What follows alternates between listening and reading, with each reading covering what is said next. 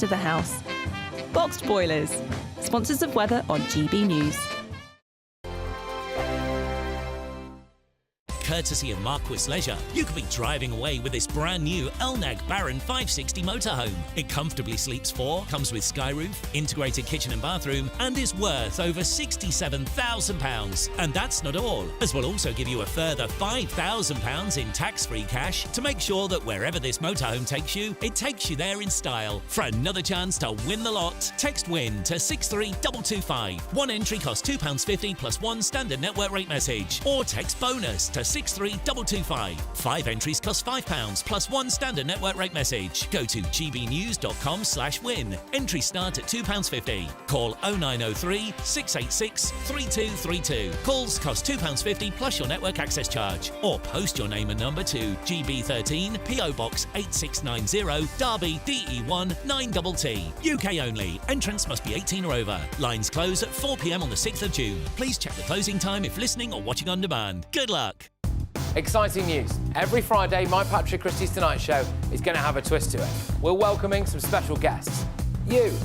That's right, on Fridays I'm going to be doing my show in front of a live studio audience because this show is about you and what you have to say. It's going to be the same big debates, same big topics, same big opinions. But every Friday night at 9 p.m, you are invited to come on down to Patrick Christie's Tonight to be a part of the action. Only on GB News, the People's Channel, Britain's news channel. This is Britain's Newsroom, where your voice matters. It's just astonishing. With expert analysis and honest opinion, we don't just keep you informed. We bring you unique perspectives you won't see anywhere else. Can't argue with any of that. When the news happens, it happens here. On Britain's Newsroom, weekdays from 9:30 a.m. Only on GB News. The royal family is an enduring symbol of tradition, unity and pride for Britain. At GB News, we celebrate what makes this country great. In our new Royal Newsletter series, you can join me, Cameron Walker, for Inside the Palace, an exclusive look every week that takes you beyond the gates and brings you the very latest from those at the heart of the monarchy. Never miss a royal moment again. Sign up now. Go to gbnews.com/royal newsletter and get the latest straight to your inbox. Join me, Nana Akwe, for an informative, interactive news programme with a difference. It's fun. No, he didn't say that, Dave. I'm so surprised. I think there's an element of truth to that. Join me from 3 p.m. every weekend, only on GB News, Britain's news channel. If you want your news to be straight talking... This is the nightmare for the Conservatives again. Down to earth. It's not just Nottingham where this is happening, is it? And most importantly, honest. Hard-working, middle-class taxpayers, they'll get their book thrown at them. Then catch me, Martin Daubney, Monday to Friday, 3 till 6 p.m. on GB News, Britain's news channel.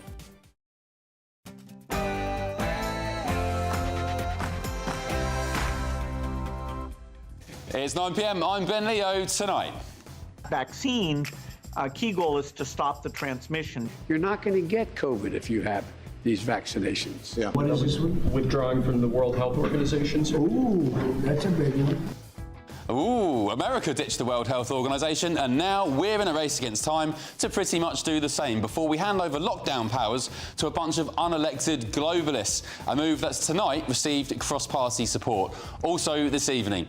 The pictures on your screen now are from just outside Birmingham city centre, a place championed for its diversity. The woman who filmed it questioned whether it actually looks like a British city at all. So, is she right, or is it fair that she's been called un-British and sick for her views? Also tonight. Why did Labour MPs vote against banning phones in schools last week? Prime Minister. Because it's completely unnecessary. Well, Keir Starmer's not keen, but the school of murdered trans teenager Brianna Guy celebrates big success after banning mobile phones from class. So, isn't it about time the government paid attention? And this US senator travelled to El Salvador with one goal: to meet the man wrongly deported and imprisoned by Donald Trump. why is even now the English mainstream media laying into Donald Trump over his deportation of an El Salvadorian gang-banging criminal? And don't you just wish we'd start doing the same here? Joining me on the panel tonight are GB News contributor Will Kingston, political commentator Chloe Dobbs and the former Labour advisor Matthew Torbett.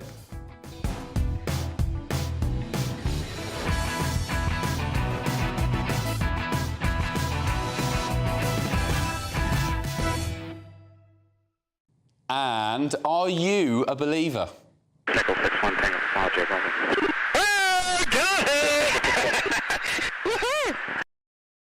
A huge 2 hours coming up, but first, let's get your news headlines with Sam Francis.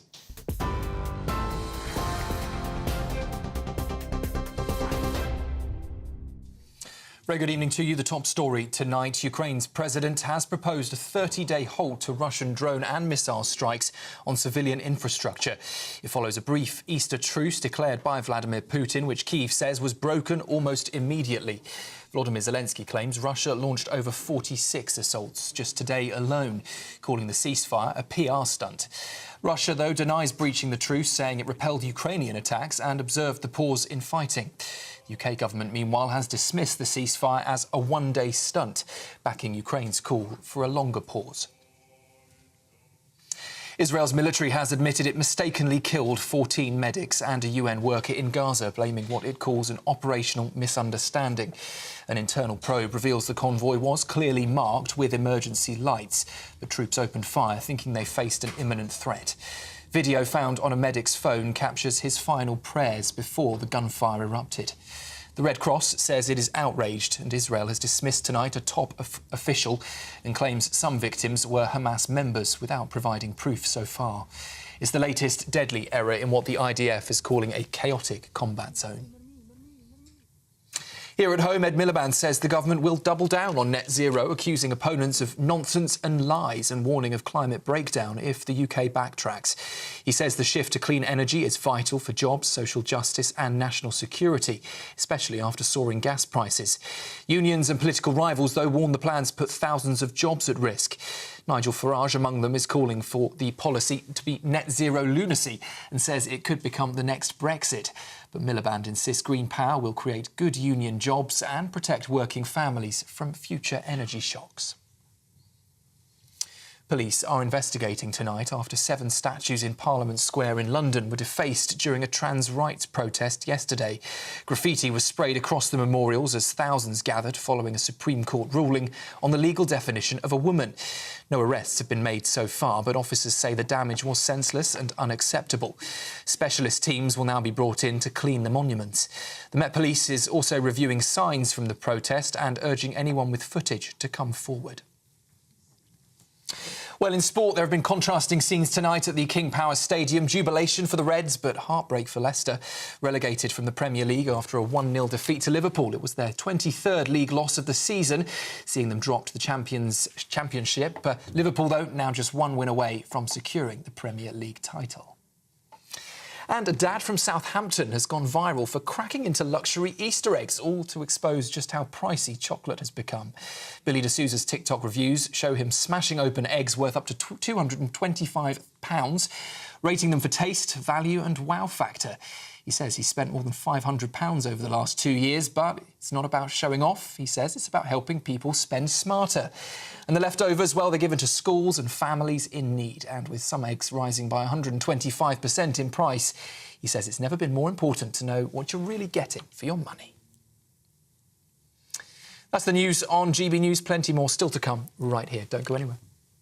For the very latest GB News direct to your smartphone, sign up to News Alerts by scanning the QR code or go to gbnews.com/alerts.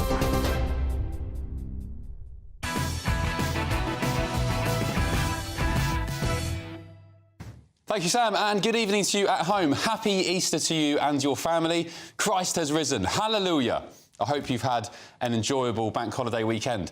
But one resurrection we don't want this year is the revival of the World Health Organization. Remember them?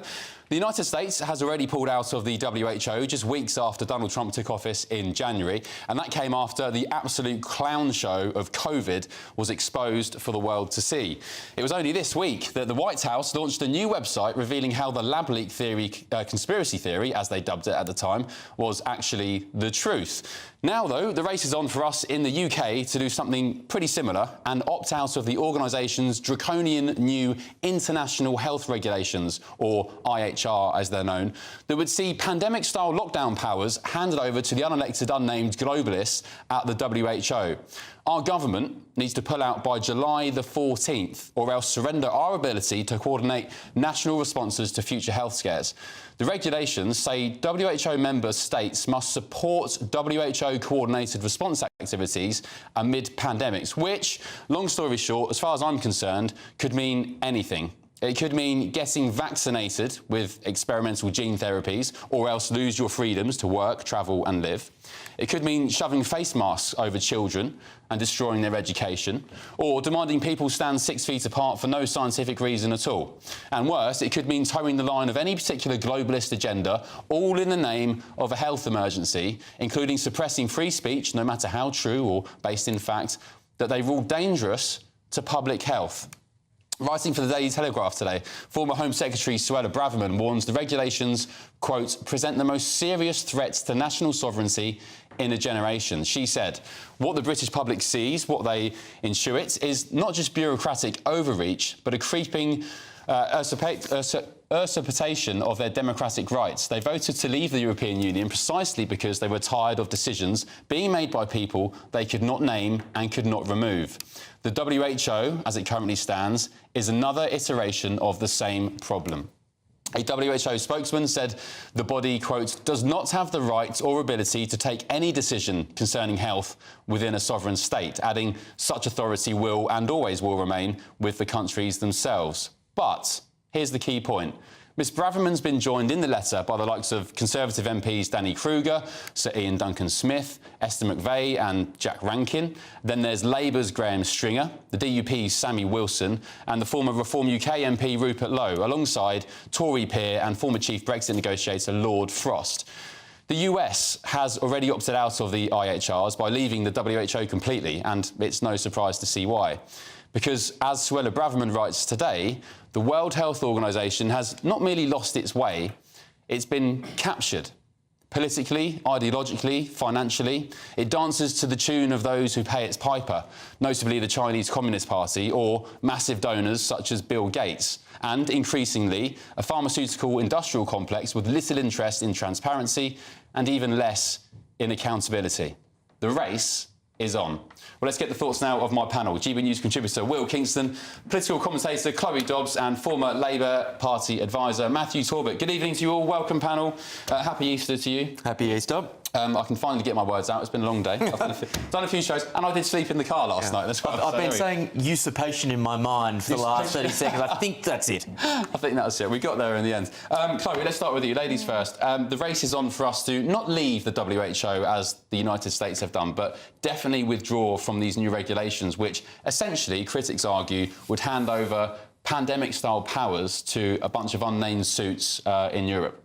I mean, that would be absolutely terrifying. I mean, we lost so many of our freedoms. I mean, it's crazy, even when you look back at it, the stuff that the public put up with. I couldn't believe how accepting they were of these draconian measures. I mean, you mentioned free speech there. Remember all the people before Elon took over X losing their Twitter accounts, even doctors who are experts who maybe question the efficacy of masks, having their accounts taken down. If you allow unelected bureaucrats, international bureaucrats, to have power over us, that is very terrifying. Now, I believe a Downing Street spokesperson has said they haven't made any decision yet, and they're considering whether the new IHRs are going to be in the nation's interest or not. But what I would say is, even if you like their protocol about what to do in the case of a pandemic, why don't you just leave it up to yourselves to decide? Don't give them the power. Yeah, precisely. Will, what's your thoughts? Well, I think I agree with everything that Chloe said, but I think that the other thing that I would add is that they just don't deserve our membership. The way that they handled COVID was atrocious. It was objectively a net negative in the entire pandemic in terms of the advice that they gave out, which has subsequently proven to be ineffective, whether it be mask mandates or whether it be, the efficacy of lockdowns. They pushed advice which turned out to be wrong. Not to mention the fact that they put so much money into woke, silly investments around the world. And the only argument I really hear is, well, it's good to have some level of coordination when the next pandemic comes around. And it's like, we have phones for those things. We can organise this stuff without having this sort of woke organisation that we have to go through. Yeah. Matthew, welcome to the show. It's your debut on Ben News tonight. Great to have your company. Do you know what? I hate talking about COVID. I hate it because it brings back so many memories of just the nonsensical behaviour from the health establishment, from our politicians, even from my fellow citizens. It was just a crazy time. But I think I felt like I had to raise this issue tonight because it's an important one, and that's why it's received so much cross-party support. Yeah, I mean, I'm glad Suella Braverman's found something to do in the quiet period that she's got in politics. No, on a serious note, I think with the IHR, the International Health Regulations, the WHO have said themselves these aren't legally binding. They're a bunch of guidelines that countries agree to cooperate around. They don't supersede national laws. The WHO may offer guidance, as they did during COVID, but countries can choose whether they listen to that or not. We saw in the case of Sweden, who didn't wish to pursue lockdowns and wanted to go through national trust and some element of herd mentality. That was also the route of the UK at the very beginning. Yeah, what a shame we didn't follow through. Well, Boris yeah. wanted to do it, and then bounced around by a bunch of... The thing is, the Chagos deal was a non-binding guidance from memory as well. And when you have a government that believes in this sort of international rules-based order, they're going to follow that guidance, whether it's binding or not. Yeah, I think it's going to be similar to ECHR rulings, where technically you could just ignore them, but there is a huge amount of pressure on you to accept them, and you could be... I mean, even just us as normal citizens, if we went out for a coffee and sat on a bench whilst... you know, taking a break from our exercising, we were completely, you know, everyone ganged up on us online. Imagine how different states would all gang up on each other if they had the audacity to ignore an IHR, one of these regulations. I remember my mother getting kicked off a beach in Sussex. She was sat there by herself on a sunny day, not a soul around, and two coppers came and interrogated her and kicked her off the pebbles. And Matthew, my concern is, we had Rachel Reeves in China this week, trying to cozy up to the CCP. The WHO is predominantly funded by China. They've got a lot of influence over it. And when I look at how the Chinese society is run, particularly during COVID, you can't get a parking ticket, have a row with a neighbour, criticise the government, jaywalk, as the Americans call it, without getting named and shamed on public billboards, your social credit score going down the pan, which means then you can't access financial assets or travel between cities or even leave the country. And what I fear is, what many other people who long for civil liberties fear, is that if we get another pandemic where people lose their minds and all sense of rationale, what happens then if you have the WHO controlled by China who want to force vaccinations on people, want to force masks on people? There's a great fear there. From people like me, anyway. I can understand the fear, but again, it's the national governments that set these rules. They didn't have to. So what's the point of guidelines? I suppose because I'm a big believer in that people come together in times of crisis and we help one another, and I believe in the strong helping the weak. I agree that there needs to be more transparency about how the WHO is funded. Absolutely, that should always be the case. China has a say, so do 194 other nation-states as well, though. And I always think it sounds very conspiratorial, and that isn't a nudge at yourself. But I think about, you know... It's a badge of honour these days, to be honest. They say, what's the difference between conspiracy theories? You think about Bill Gates. You think about Bill Gates if he's, you know, some level of puppeteer along with the CCP. Have you been on a stag do before? Yes. And I am going somewhere with this. I had mine in Vegas a few years ago. Right. Was there a WhatsApp group involved to try and arrange this? Yeah, long deleted. Exactly. And how much of a nightmare was that to try and agree to a date, where you're going, what you're doing? The idea that Bill Gates is all of a sudden pulling the strings for all these different countries and to ensure that there's a certain globalist agenda going on, for me, you know, most people are hopeless at most things. The idea that he's, you know, some super genius behind the curtain isn't getting any hay from me. No, it's not that Bill Gates is pulling the strings behind the scenes as much as he's representative of a class of people who generally think the same way and have the same interests. And so, you know, whether it's Bill Gates or Soros or any number of people, they're not all coordinating together, but they have that same liberal leftist approach to thinking about policy. And that's why you see the same outcomes across different countries. The one other thing I would add on the China point, which is important, the cowardice that they showed, the WHO on China, not to enter or not to look into the sources of the virus initially, was morally repulsive. Yeah. And if nothing else, that is a reason to leave this organisation. Sorry, Clay, go on. And the reality is that is financial interests at play. I mean, you know, as Matthew said, you know, we all need to talk to organise things, and of course nations should talk to each other and cooperate, but I think very clearly the WHO is being influenced by money, and I think in COVID we often had very poor decisions being being made simply to benefit pharmaceutical companies that were making big money out of it. And also, at the start of the so-called pandemic, you had China refusing to hand over data or cooperate with the WHO about the source of the virus, which is now widely accepted as coming from, man-made in the Wuhan lab from gain-of-function research. But China wasn't playing ball, and yet now they are one of the main proponents of the WHO. And also, just from a Labour point of view, the big discussion this week was, as the aforementioned Rachel Reeves going to Beijing to speak with the CCP.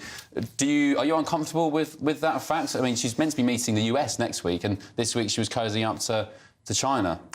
God forbid me praising Rachel Reeves to once, but I think, unfortunately, as uneasy as China makes me, as it probably will do most people, we need China in America because they run the world. As we've seen with Trump's tariffs and the way that China has acted over the years, we unfortunately are at the behest of two massive global economies, and India is also not far away. So whatever we do will be influenced by decisions they make. So I think you've got to try and ride three separate horses at the moment, as hard as that is.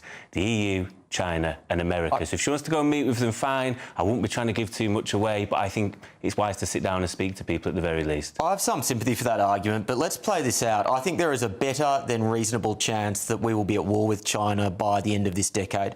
By we, I mean the West, US... What, a military war? Well, potentially, yes. I think it's more likely than not that they will blockade Taiwan, and as a result of that, we'll be put in a position where very likely it will at very least be some sort of economic conflict, which may turn into a hot conflict. If that is the case, and we are still as intertwined as we are now, that will be a catastrophe. I think we need to have that longer or medium-term view.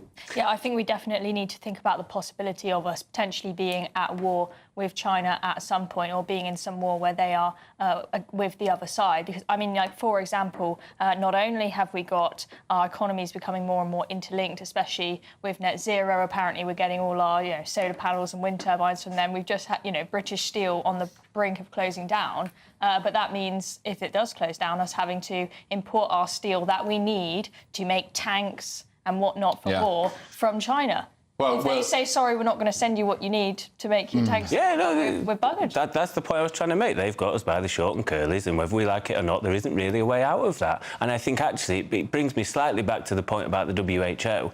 If we want to see greater transparency, which I would like to see with regards to the funding, I don't think you get that from leaving it. I think you take yourself away with America and Liechtenstein and only us. I think the great way for transparency is to force the hand of China through other countries, because together as a collective, they need us just as much as we need them. Okie doke. Will, I hope your prophecy doesn't come true, because if you thought COVID was a rocky couple of years, I mean, a hot war with China, goodness me. Yeah. All forget the day jobs. Yeah. Right, thank you, panel. Good start. Time now for the Great British Giveaway. It's our biggest prize today, and your chance to enjoy as many getaways as you like, maybe even to China, in your own four-berth motorhome worth over £67,000. Here's all the details you need to win.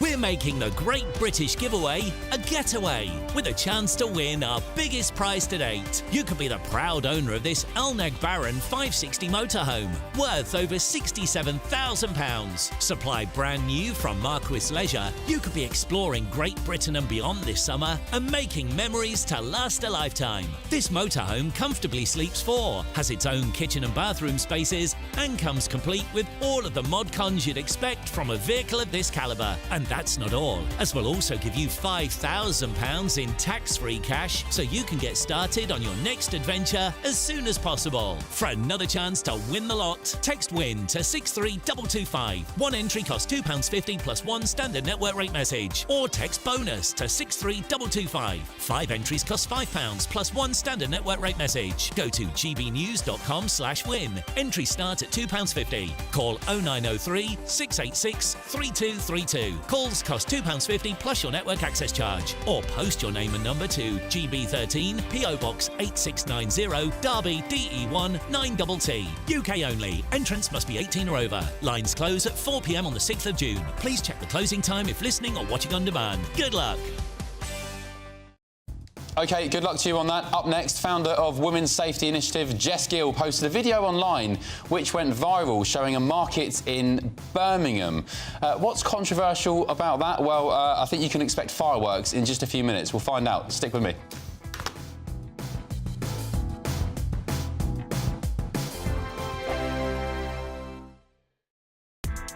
Join me, Nana Akwe, for an informative, interactive news programme with a difference. It's fun. No, he didn't say that, though. I'm so surprised. I think there's an element of truth to that. Join me from 3 p.m. every weekend, only on GB News, Britain's news channel. Headliners on GB News 11 p.m. every night. It's got 3 top comedians going through the next day's newspapers so you don't have to read them, which is great. That's a good point. He's lying. Maybe he's not lying. That's Headliners every night from 11 p.m. and 5 a.m. as well on GB News, Britain's news channel. Mornings don't have to be tiresome, especially if you have the right company. Wake up to news as it happens, opinion and debate, and of course, a little bit of entertainment too. Because when the kettle's on, we're on. That's Breakfast on GB News, a show worth waking up for. Every morning from 6 a.m. Only on the People's Channel, Britain's news channel. We'll spread the news, you spread the word. We're proud to be GB News, the People's Channel, and as you know, we always love to hear your views. Now, there's a new way of getting in touch with us at gbnews.com/yoursay. By commenting, you can be part of a live conversation and join our GB News community. You can even talk to me, Bev Turner, or any of the members of the GB News family. It's Patrick Christie's Tonight, and here we do things differently. It's explaining the absolute madness of this, doesn't it? It's explosive. I mean, this is very good. It's lively. 850. Your government sat there, Sean, and it did nothing. It's controversial. And the Middle East has been in turmoil since before I was born. It's everything you need to kickstart your evening. Everyone's had their Weetabix tonight. I love to see it. That's Patrick Christie's Tonight, weeknights from 9 p.m. Only on GB News, the People's Channel, Britain's news channel. The royal family is an enduring symbol of tradition, unity and pride for Britain. At GB News, we celebrate what makes this country great. In our new royal newsletter series, you can join me, Cameron Walker, for Inside the Palace, an exclusive look every week that takes you beyond the gates and brings you the very latest from those at the heart of the monarchy. Never miss a royal moment again. Sign up now. Go to gbnews.com/royal newsletter and get the latest straight to your inbox. Hi, I'm Michelle Dewberry, and my show is your opportunity to cut through all the noise and dive in headfirst to some robust debates. Ideas clash. Situation, isn't it? No, because the failure is you're deliberately avoiding my point. Nothing's held back. And if you think this is the end of it, wait for more. And we do not shy away from the difficult stuff. Sometimes I want to shake people and say, if only you understood. So join me on Jubes & Co. weeknights at 6 p.m. only on GB News, Britain's news channel.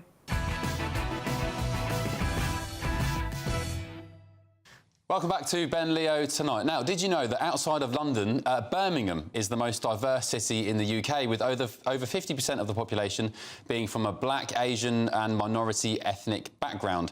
Founder of Women's Safety Initiative, Jess Gill, posted this video online. You can see it on your screen if you're watching on telly, which went viral. She was strolling through a Birmingham market just outside the city centre.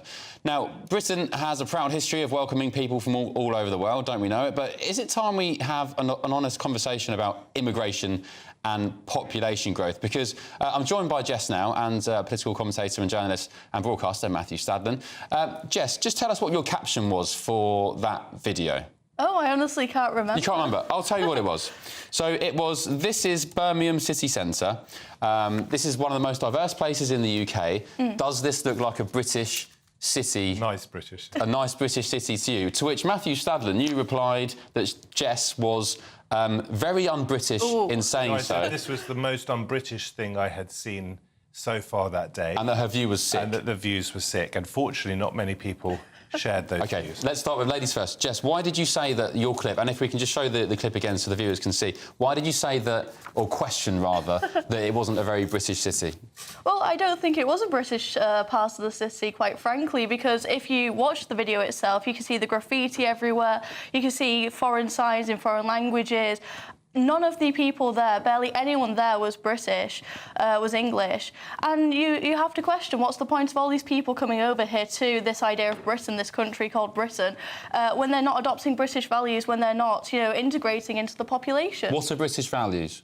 I would say British values Well, there's a lot of things that are British values. It's just how we are. It's our politeness. It's the rule of law, respect for the rule of law, tolerance, integrating into British culture. And you can see by this and also various aspects of Birmingham, where I went around, where primarily there was the bin strike. It wasn't just the bin strike what the issue was. I think there was just a general disregard of the area. There were streets where it was just fully halal supermarkets advertised, mosques everywhere. Everyone around us were wearing burqas. I felt quite revealing wearing my normal, outfits, and everyone was speaking a foreign language. So you felt like you weren't in England? Yeah, absolutely. So what, Matthew, why is her view sick? Well, you gave some examples of what you think to be British values: tolerance, politeness, the rule of law. And from that clip, a sunny Saturday morning, was it? Sunday morning, people all seemed very polite. They seemed to be obeying the law. They seem to be perfectly friendly, not shopping at big supermarkets, doing some good stuff for local business. Seem very British to me. We know that there are pockets of British cities, not just Birmingham, but also Bradford and other cities in the north, that are not perhaps as integrated as I think it would be good for them to be, and that should be encouraged. But the tone of what you're putting out there, un-Britishing people that you may not even have spoken to, but very possibly all had British passports, I think is highly divisive. Now, I found you a very polite person in the green room, very friendly, and so I'm not having a go at you as a human being, but I am having a go at your views, because I don't think we need those views in this country. We've all got to live together. What is it? Something like 74%, 75% of this country identify as British white. That means 25%, a quarter of this country are not British white. About 20%, a fifth, are not white at all. And we have to live together. And most of us live together very nicely. I was born in London, grandson of Jewish refugees on my father's side. And I have always valued the multi-ethnicity, the many religions, the many races that I live side by side with. And most of us, let me tell you, in London, I think London is a very good model for integration. Most of us get on really well. Can you name any other city in the world where the native population is a minority? I mean, London is one, Birmingham's another. I think it was suggested that London was a couple of years ago, and I think in the end it turned out not to be. I mean, it's on the precipice. I'm sure there are other cities in the world, but I haven't looked into that. Let me tell you, you've just suggested that London is one. Let's say, for argument's sake, that you were right. I'm very happy with my life in London. I go everywhere in London. I appreciate I'm a 6'3" man, and so when women have issues with sexual predators or any form of violence, of course I listen to them. But our jails are rammed with white British sex offenders, white violent hooligans, paedophiles. Let's not other those with a different colour skin or a different religion or a different background. Sorry to interject. A study from the Daily Telegraph the other week showed that foreigners were 3 times as likely to be arrested for sex offences in the UK. Well, the stats were that 15% of convictions, I think, between 21 and 23, something like that, were foreigners. Disproportionately foreigners. Were foreigners. 15%, OK, so that means that 85% might not have been. There was also 8% where there was an unknown nationality.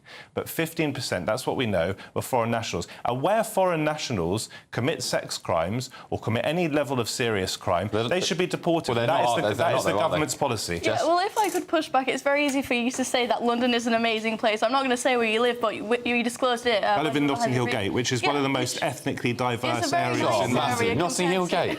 That's one of the poshest, most expensive neighbourhoods. It is the most divided. It is the most divided, I think, borough in the country in terms of socio-economics. I will give you a tour happily. It's where Grenfell Tower, my neighbours, 70-something of whom died in that fire 8 years ago. You live in that area. I live right around the corner. I've played football right at the bottom of that tower. The point is, London is multi-diverse with people from everywhere under the sun, and by and large, we get on very well. I've had experience of that multiculturalism. I live in Tottenham, a very rough area of Tottenham, because that's the reality of working class people who want to move to London, and every single time I go outside I get harassed, I get catcalled. My friends also experience the same thing, and to be completely frank, it's not by people who come from this country, it's by people who come from countries who do not respect women, who come from countries where the femicide rate is off the charts. We should not be allowing them into our country. That's the pushback when it comes to multiculturalism. When you look at the areas of Manchester, of Baltimore, where I'm from, where young girls have been groomed consistently by, let's be honest, predominantly Pakistani men,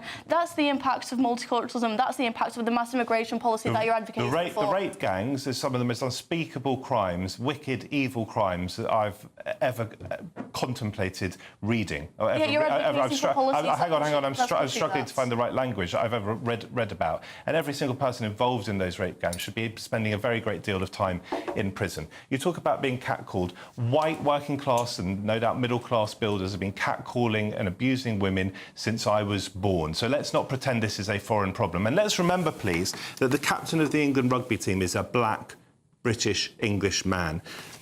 We have World Cup winning cricketers who are British Muslims. Let me just finish the point. No, you're othering whole communities, right? Look at the England football team. Look across the different sectors in our society, represent all sorts of different people from different backgrounds are represented. That is a wonderful thing about our country. We have to live together. We will live together, whether you want us to or not. Matthew. And so if you're going to other people, I'm going to push back on you, because we are a great country. We've got plenty of problems. Where sex crimes are committed, I don't care who commits them, they need to be clamped down on. Disproportionately by foreigners. Let's not try and divide. Let's bring together. Let's finish this. Elaine has asked a very valid question on gbnews.com/you'll say happy Easter, Elaine. You said the people of the UK, Matthew, have voted against living like this year after year after year. Can you please remind Matthew that nobody wanted or voted for this? In fact, they actively campaigned. It is true that successive Tory governments said that they would drive down immigration and failed to do so. I have no problem with talking about, in a sensible way, immigration policy. It is by definition a question of public policy. It is politics. It is something we should all debate. But let's not go and take videos of people who look different from Jess, me and you and try and other them and suggest they're not British, because they may very well have been British and contributing very helpfully to our society. That is, it's the tone, it's the nastiness of it. Last word to you, Jess. I find it very upsetting. Well, I would just bring it to the audience if that's the kind of Britain what they want, because when I looked around Birmingham with the rubbish everywhere and the litter everywhere and the halal signs and the signs in Arabic, that is the future of Britain. That is. Go and have a conversation with Unite. Go and have a conversation with Unite if you're concerned about the squalor in Birmingham with those bin strikes, which I think, by the way, are completely unacceptable. We can have a conversation about immigration. We can have a conversation about immigration, but let's not alienate 25% of our country in the process by talking down to them and suggesting they don't look British, because that is a shameful thing to do, and you're highly intelligent. You may be much younger than I am, but you know exactly what you're doing. As a... that's a bit of patronise. It's not. You told me when we came in, I asked you what you were doing. You said you were a student. Fantastic. Great you're on TV. But don't use your power and your intelligence to divide. I think, bring Matthew, people together. in Jess's defence, she's... I'm going to patronise you now. You're a young lady growing up in a country which, quite frankly, a lot of people don't recognise anymore. You wouldn't see this happening in Pakistan or Bangladesh, where it's slowly being westernised by Western culture. We're not being Islamified. That is a total miss. I didn't say Islamified. But that's the implication. I said Western. That is the sort of nonsense that people like Douglas Murray try to spread. The population of Muslims in this country is 3.9 million. We have 68 million people in this country. Those people are just as British as we are. We live in a society where we have freedom of choice when it comes to religion. Well, running out of time. If I could finally say to the audience, look at the future that Matthew is holding, which is a value of decline, which is a value of turning the blind eye, while our cities, our streets are getting destroyed and Islamified pretty much, while our girls are getting harassed. I'm not trying to other anyone. I'm not trying to be mean to anyone. That's just the truth. OK, Jess Gill, thank you very much. Matthew Stadlen, appreciate the amicable debate on this very holy Sunday. Thank you very much. Coming up, after the head teacher of murdered teenager Brianna Guy says pupils actually prefer life without smartphones in her school. They've banned them completely. They come into class in the morning, they put their phones into a pouch, and the headmistress says that results are amazing, social relationships are through the roof, everything is looking a little bit rosier at the school. Is it time to ban them nationwide from schools altogether? We'll discuss that next. This is Ben Leo Tonight, only on GB News. I hope it doesn't rain. Don't worry about it. It'll spoil our holiday. Relax, we're totally covered. All Clear Travel Insurance sponsors GB News Travel Destinations Forecast. Hello there, welcome to your latest holiday summer forecast. The unsettled conditions generally continuing for parts of Iberia and Italy over the coming days. But for the Canaries, apart from a few showers across the northern parts of the island, it should be fairly fine here. But back up into Iberia, France and Italy, some further showers. Some of these showers will be heavy, potentially persistent in places. But for a lot of Greece, Cyprus and Turkey, continuing fine and dry here, with temperatures for most here around the low 20s. All Clear Travel Insurance sponsors GB News Travel Destinations Forecast.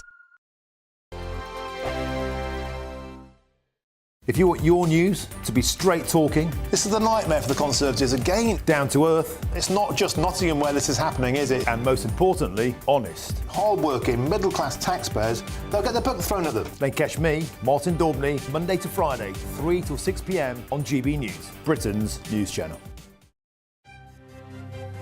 GB News Breakfast, every day from 6 a.m. The great thing is that this is going to be the perfect summer to stay in the UK. A couple of reasons for that. The first one is, well, yeah, you can't do much about the weather, but what you can do is save an absolute fortune.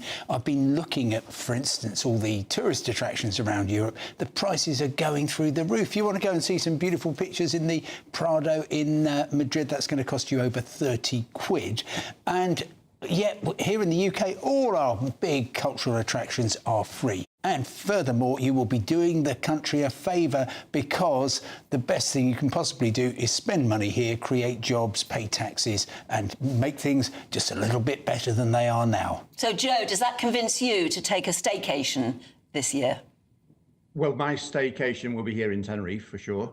I want the guaranteed sunshine and I want the cleaner air. And the cheap places to eat. I mean, Simon was talking about the costs, but in Tenerife, you go into the mountains and the hillside areas, you can still get a 3-course meal for under 20 euros, very good quality. There's arguments, obviously, for both sides, but I think for most people, it's just that guaranteed dose of sunshine that people are looking for. Yeah, I mean, it's very hard to get away from that, Simon, isn't it? That we do want the weather. Yeah, but we just got to recalibrate, honestly. And tell you what, there's going to be an awful lot of people who are going to be travelling to Tenerife, other places, particularly around the Mediterranean, this coming Easter, because they've literally been scorched over the past couple of years in July and in particular August. Very, very high temperatures. Brits have had enough of too much sunshine. GB News, the People's Channel. Westminster, the ultimate clique. And you're fighting like rats in a sack. But here on the Camilla Tominey Show, we ask the questions the establishment media is too scared to ask. OK, let me ask you a straight question, because I know you're a straight-talking politician. Whether it's net zero, illegal immigration or law and order, nothing is off limits. You had the power then. Yeah, as I and say, now you've lost it. That's the Camilla Tominey Show, a politics show that's fearless. No, let me finish my question if you don't mind, because it is my show. Sundays at 9:30, only on GB News, the People's Channel, Britain's news channel.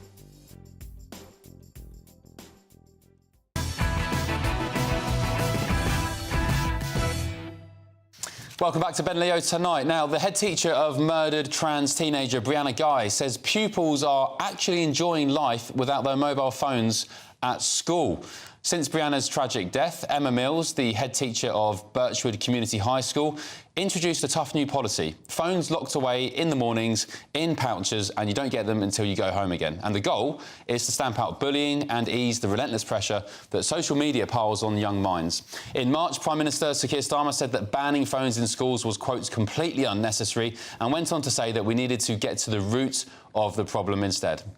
We need to concentrate on what's really important here, which is getting to the content that children shouldn't be accessing. That's where I would genuinely like to work across the House, because I think there's a huge amount of work to do.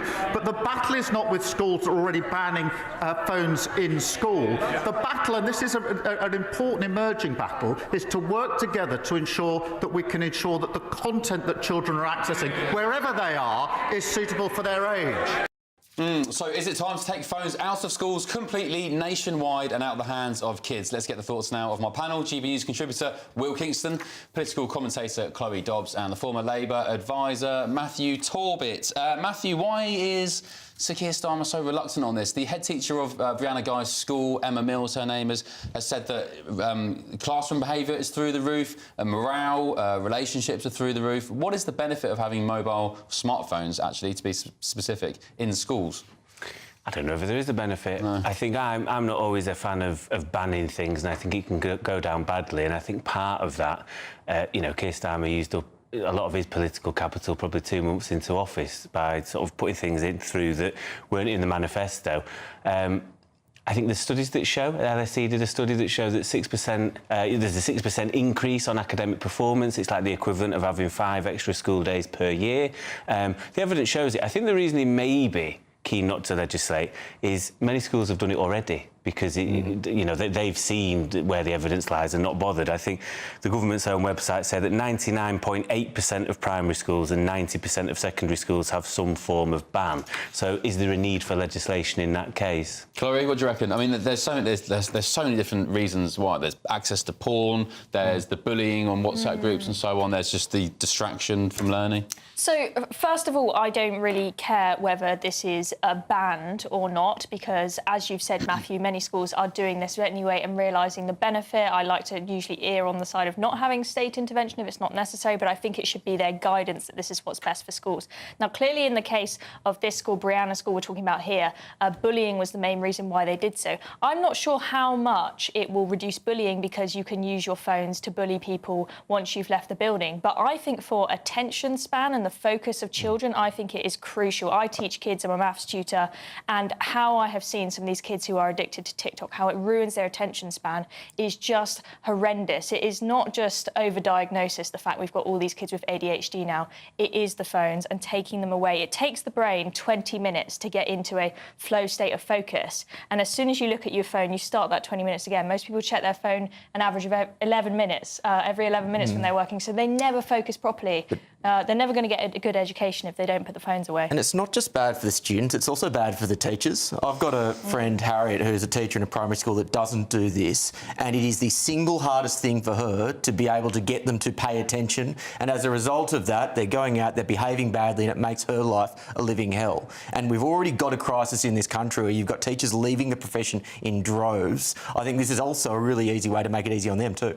So would for example, your friend Harriet, who's a teacher, would she ban phones from her classroom? I think she would, but at the moment she's not empowered to do that. Now, you know me, I'm a libertarian kind of guy. I generally believe this is the role of parents, so I don't believe in an overarching ban for smartphones. But when the parents aren't there, like they're not there in schools, I think it does make a lot of sense. Matt, do you think that maybe the likes of Kemi Badenoch, who is pushing for this, will get sort of a political edge over Keir Starmer? Is he asleep at the wheel by thinking that it's not necessary to really talk about or focus on? I think if there was... The cases like Brianna Guy's are awful, and there will be many cases up and down the country we're not aware of. But the reason we probably know about them is because they are quite rare. And I totally hear what Chloe says. Unfortunately, the bullies can reach out and get you even at home. And it is that horrible thing of, you know, people know it themselves, anyone that's on social media, you know, people have a way of getting you when you least expect it. But I think schools know exactly what the score is. It'll be interesting to see if the ones that aren't currently doing it catch up. Yeah. And the reasons for them not doing that, why they aren't. But I don't think it's worth the political capital being spent on. I think Kemi could probably get Keir on a lot of different other ways. Yeah, interesting. Yeah, I remember, I don't know if you guys got bullied. I think everyone gets bullied at high school, don't they? But I remember... I was a fatty growing up, so believe me, the scars are still there, Ben. Oh, you should have had the Ozempic. Wasn't around then. It wasn't around then. No, probably not good for kids anyway. I remember at school, if you got bullied, it would be confined to the school, and you'd go home and that was your refuge, wasn't it? But these days, and I know from speaking to my niece and so on, who was at school, it's now 24/7. It's constant. You're in WhatsApp groups. People are sharing images and videos. Yeah, it sounds pretty hellish for kids. Yeah, it does. Well, my school had a pretty good, and this was probably I had the old Nokia 3315. So this was and you know, at the start of the day, you would have to hand in your phone, and then it would be locked up somewhere. And at the end of the day, you would get it back, and therefore you still had it if you need it for safety reasons, walking home or something. Even like that. then, with that style of phone, that's interesting because we never had anything like that, and phones were obviously coming through. Yeah. you know, fast-forward thinking school. OK, interesting. Let us know what you viewers think at home. gbnews.com/you'll say, do we need a nationwide phone ban for children in schools? I say yes. Keep them out of the classroom. Right, coming up, Sir Keir Starmer is walking a diplomatic tightrope, trying to charm both Donald Trump and the European Union. Of course he is, as French President Emmanuel Macron is reportedly set to make a state visit to the UK. This is Ben Leo Tonight, only on GB News. Hello, here's your latest weather update from the Met Office for GB News. During the week ahead, we'll see a mixed bag of weather. Most places seeing some warm sunshine, some showery rain too though, and things starting to quieten down later on in the week. Low pressure sitting towards the south and west of the UK at the moment. That's starting to feed some showers in across southern and western parts of the UK. And certainly as we head into the evening, we'll see further showers across the south and southeast of England. They'll ease overnight though, leaving some mist and fog patches here as we go into the early hours of Monday. Whereas out towards the west, the showers across Northern Ireland will start to make inroads across other western parts of the UK, starting to turn heavier and more widespread here as we head into the early hours. Clearer skies are likely up towards the northeast. Here we could see a patchy frost, but elsewhere it's a pretty mild night to come. So we start Monday then with some brightness up towards the north and northeast of Scotland. It's mostly fine here at this stage of the day. Whereas towards the southwest of the country, a few showers are likely. As we head into Northern Ireland, the showers will be merging to give some more persistent spells of rain and some quite persistent outbreaks moving their way in across the Irish Sea into parts of Wales and the southwest of England too. Whereas towards the southeast of England, again, it's mostly fine here to start the day on Monday with a few bright spells in places. As we go through the rest of Easter Monday, that band of rain will progress eastwards and northeastwards across the UK, so most places will start to see some outbreaks of rain as we go through the day. Notice towards the south and west, those skies do start to brighten, but that will also allow some showers to break out. Some of those could well turn heavy, even thundery in nature in places. So it's the southwest seeing the best of the brightness later on in the afternoon. Temperatures not doing too badly, up to 16 or 17 Celsius in some of the sunny spells. And as we head into Tuesday, rain is more confined towards the northeast of the UK. Elsewhere, plenty of sunshine, just one or two showers around. Then notice later in the day, further rain starts to move in across Ireland. And that heralds a pretty wet night to come across some southern parts of the UK as we go into Wednesday. So a wet start in the south on Wednesday. Things starting to quieten down though as we go through the rest of the week with more in the way of sunshine developing. Exciting news. Every Friday, my Patrick Christie's Tonight Show is going to have a twist to it. We're welcoming some special guests. You. That's right, on Fridays I'm going to be doing my show in front of a live studio audience because this show is about you and what you have to say. It's going to be the same big debates, same big topics, same big opinions. But every Friday night at 9 p.m, you are invited to come on down to Patrick Christie's Tonight to be a part of the action. Only on GB News, the People's Channel, Britain's news channel. Mornings don't have to be tiresome, especially if you have the right company. Wake up to news as it happens, opinion and debate, and of course, a little bit of entertainment too. Because when the kettle's on, we're on. That's Breakfast on GB News, a show worth waking up for. Every morning from 6 a.m. Only on the People's Channel, Britain's news channel. We'll spread the news, you spread the word.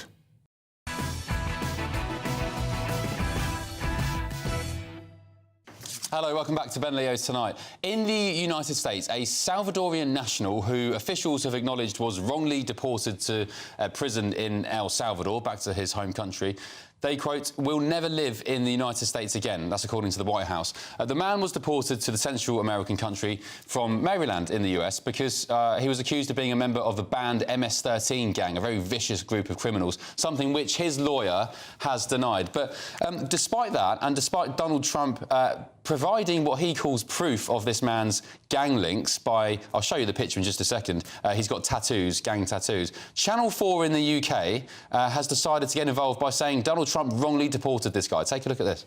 This US senator travelled to El Salvador with one goal: to meet the man wrongly deported and imprisoned by Donald Trump. Senator Chris Van Hollen posted an image of himself with Kilmar Armando Abrego Garcia, a man now at the centre of not just a debate about immigration, but a constitutional crisis. Yeah, and he was illegally abducted from the United States and charged with no crime. Garcia had been living in Maryland, a Salvadoran father who admits entering the US illegally more than a decade ago. But a judge in 2019 ruled that he could not be deported back to El Salvador because his life might be endangered.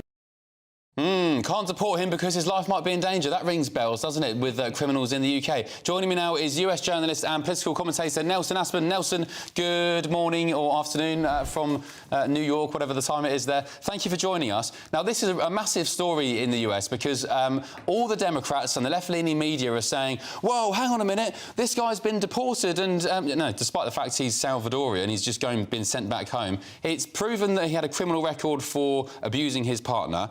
And if we show you this picture, Donald Trump, I mean, this row got so bad that Donald Trump went to the Oval Office, showed this picture of this guy's knuckles, which showed he had MS-13 tattooed on his knuckles, the M for a marijuana leaf, and it goes on and on.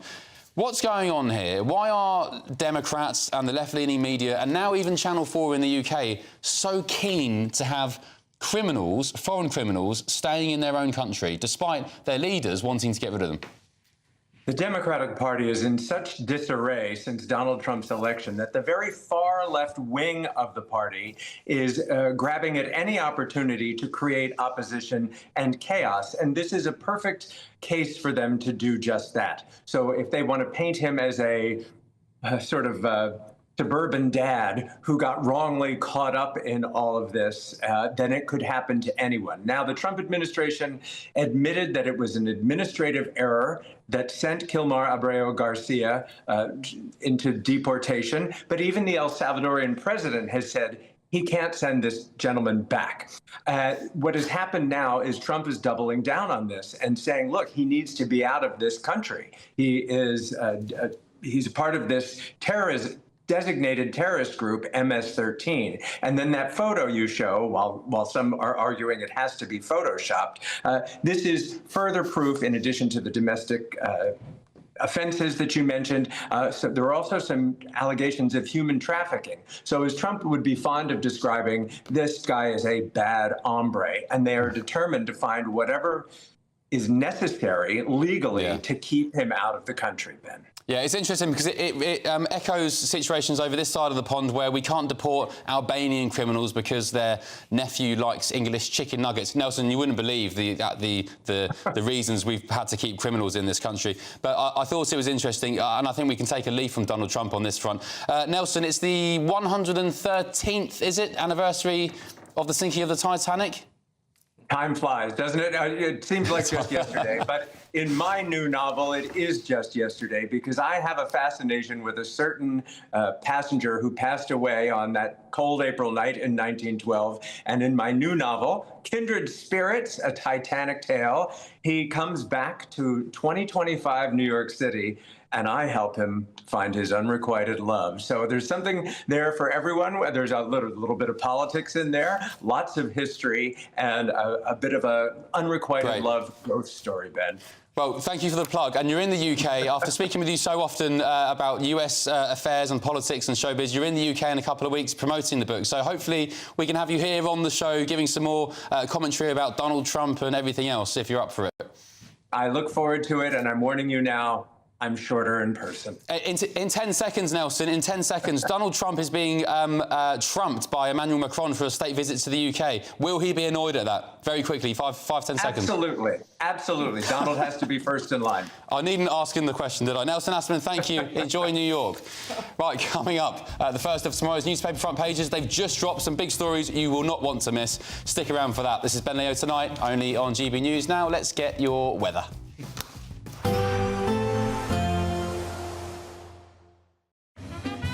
A positive outlook through the night will power through to a bright day ahead.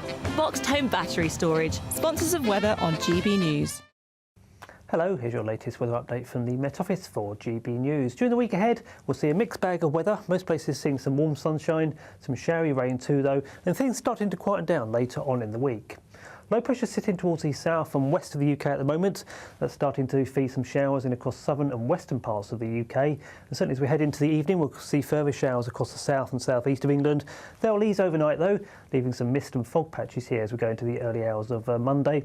Whereas out towards the west, the showers across Northern Ireland will start to make inroads across other western parts of the UK, starting to turn heavier and more widespread here as we head into the early hours.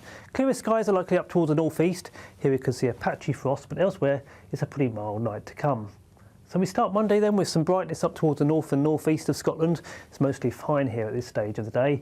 Whereas towards the southwest of the country, a few showers are likely. As we head into Northern Ireland, the showers will be merging to give some more persistent spells of rain and some quite persistent outbreaks moving their way in across the Irish Sea into parts of Wales and the southwest of England too.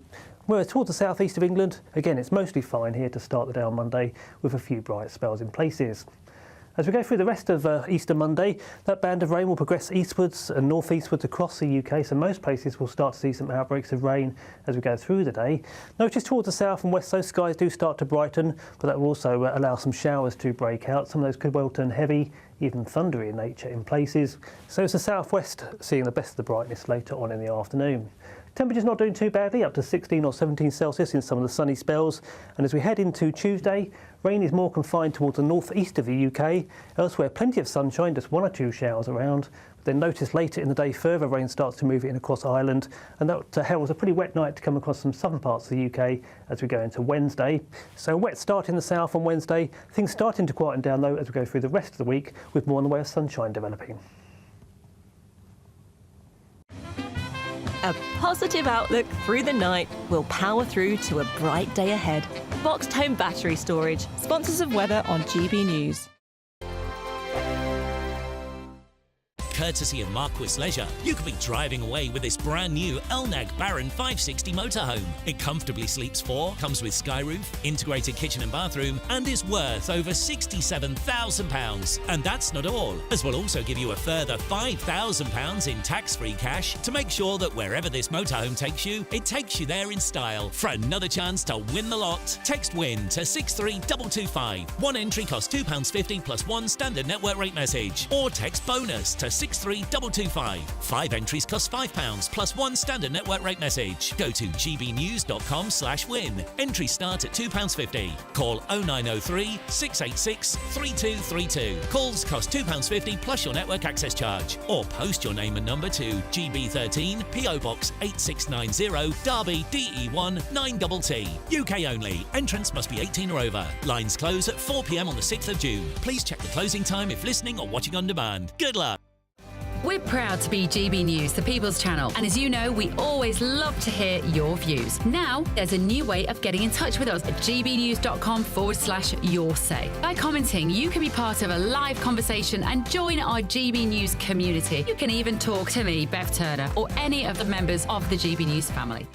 Westminster, the ultimate clique. And you're fighting like rats in a sack. But here on the Camilla Tominey Show, we ask the questions the establishment media is too scared to ask. OK, let me ask you a straight question, because I know you're a straight-talking politician. Whether it's net zero, illegal immigration or law and order, nothing is off limits. You had the power then. Yeah, and now you've lost it. That's the Camilla Tominey Show, a politics show that's fearless. But no, let me finish my question if you don't mind, because it is my show. Sundays at 9:30, only on GB News, the People's Channel, Britain's news channel. Headliners on GB News 11 p.m. every night. It's got 3 top comedians going through the next day's newspapers so you don't have to read them, which is great. That's a good point. He's lying. I mean, maybe he's not lying. That's Headliners every night from 11 p.m. and 5 a.m. as well on GB News, Britain's news channel. If you want your news to be straight talking... This is a nightmare for the Conservatives again. Down to earth. It's not just Nottingham where this is happening, is it? And most importantly, honest. Hard-working, middle-class taxpayers, they'll get their book thrown at them. Then catch me, Martin Daubney, Monday to Friday, 3 till 6 p.m. on GB News, Britain's news channel. Join me, Nana Okoye, for an informative, interactive news programme with a difference. It's fun. No, he didn't say that, Dave. I'm so surprised. I think there's an element of truth to that. Join me from 3 p.m. every weekend, only on GB News, Britain's news channel.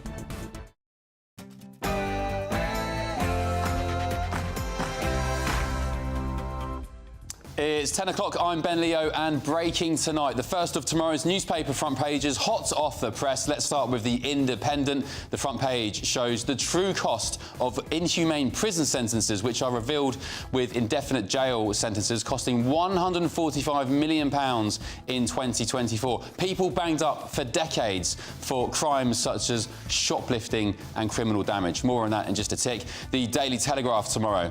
Every NHS hospital in London, get this, is now refusing to comply with single-sex laws to allow trans women access to female-only spaces. That means women, both patients and staff, are being forced to share bathrooms, changing rooms and hospital wards with biological men who claim to be women. Also tonight, Prince Harry and Meghan Markle, they're back. They've hit the headlines once again as a royal author claims the couple are in crisis. Can you guess what they've done now?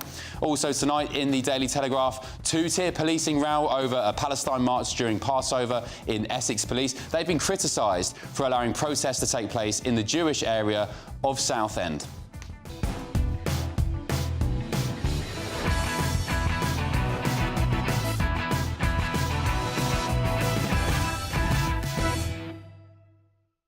Joining me on this very special Easter Sunday is GB News contributor Will Kingston, political commentator Chloe Dobbs and the former Labour advisor Matthew Torbett. Another big hour coming up, lots of newspapers to get through. You won't want to miss them, but first, let's get your news headlines with Sam Francis.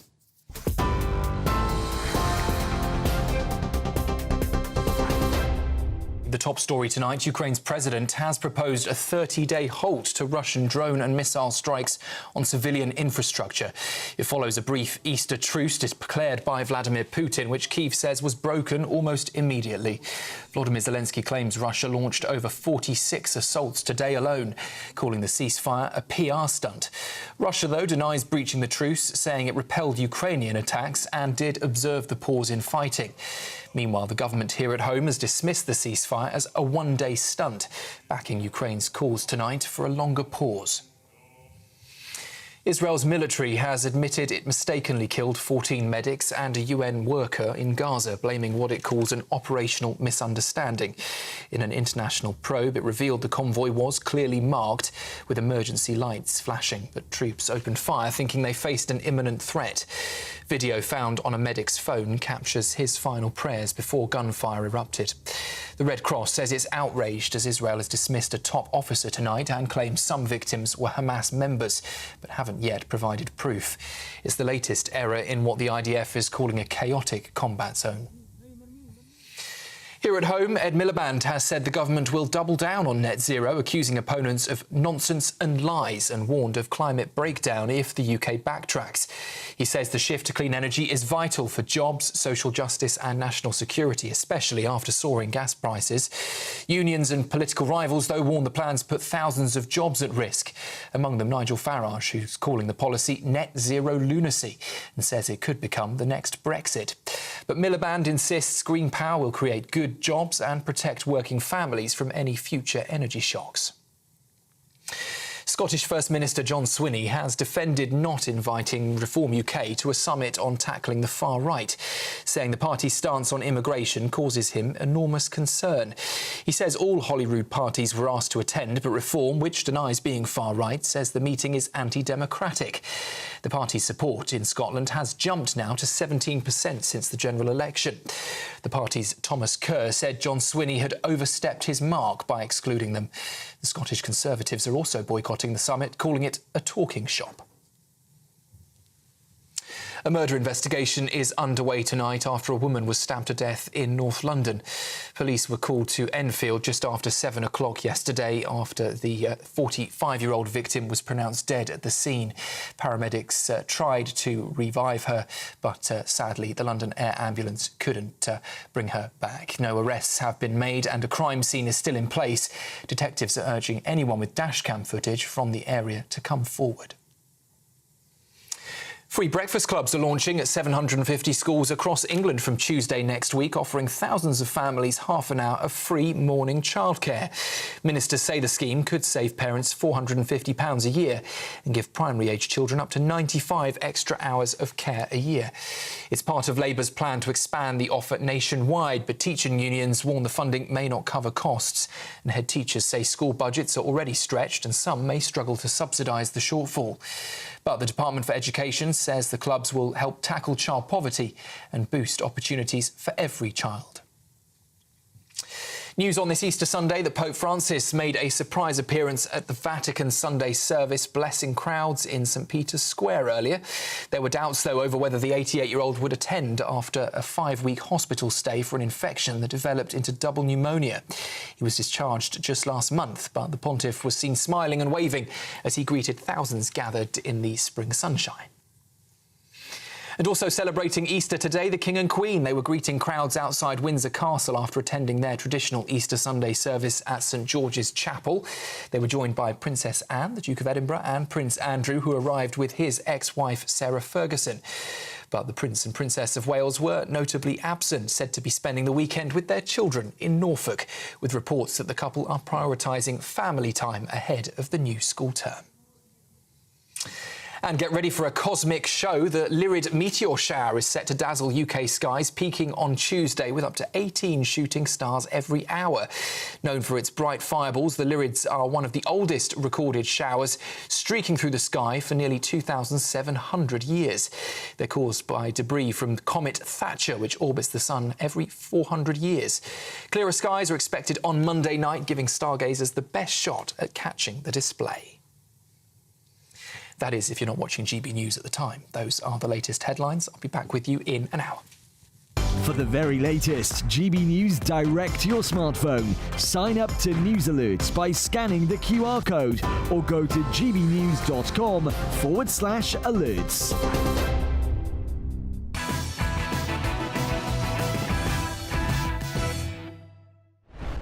Thank you, Sam. We've got the first of tomorrow's newspaper front pages. Let's start with the the headline. Sorry, let's start with the Independent, rather. Apologies. Revealed the true cost of inhumane prison sentences. Locking up prisoners on indefinite jail sentences cost taxpayers £145 million last year. This is IPP sentences. So these are basically, and Matthew will explain this in a minute, these are basically indefinite prison sentences given to some people who committed crimes such as shoplifting or criminal damage, and some who are languishing in jail 16, 17, 20 years later. It's a national scandal. We'll get onto that in just a second. The newspaper, mini nuclear plants network for the UK raises security fears. So the government plans to build mini nuclear power stations all across the country, but they failed to adequately assess major security threats. So that looks to be going up the creek. And the Daily Express, disgraceful, says the Express. Court heroes, targets for vile abuse. Campaigners who won the landmark Supreme Court gender ruling are facing a disgraceful campaign of death threats and abuse. Welcome back, panel. Matthew, would you like to explain? You've got some experience with these sentences, or some knowledge at least of them. Definitely no experience, but yeah, no. These are something that I've been calling for to be scrapped for some time, as of many like the Prison Reform Trust and others. IPPs were brought in 2005 by Labour, David Blunkett in particular, in the 2003 Criminal Justice Act. What does it mean, IPP? Indefinite, now you're testing me. Imprisonment with public protection, yeah. And the idea was it was supposed to be for repeat offenders and for the most violent offenders. For reasons that are yet to be explained years later, judges overused them. So the idea was you would be given a 2 to 3 year tariff, but no leave date of when you would leave prison. So in some cases, you've had people locked up for 2 or 3 years, or they've been given essentially 1 to 2 years, and then they've served 16 years longer and are still inside. And to give people an idea of some of the people that were swept up, you had Ronnie Sinclair, who got 16 years for stealing a flower plot. You had Martin Myers, 18 years for attempted cigarette theft, 11 years for setting fire to a mattress for another gentleman, and 17 years for shoplifting for Danny Weatherson. And the idea was these people were repeat offenders and there had to be some sort of punishment.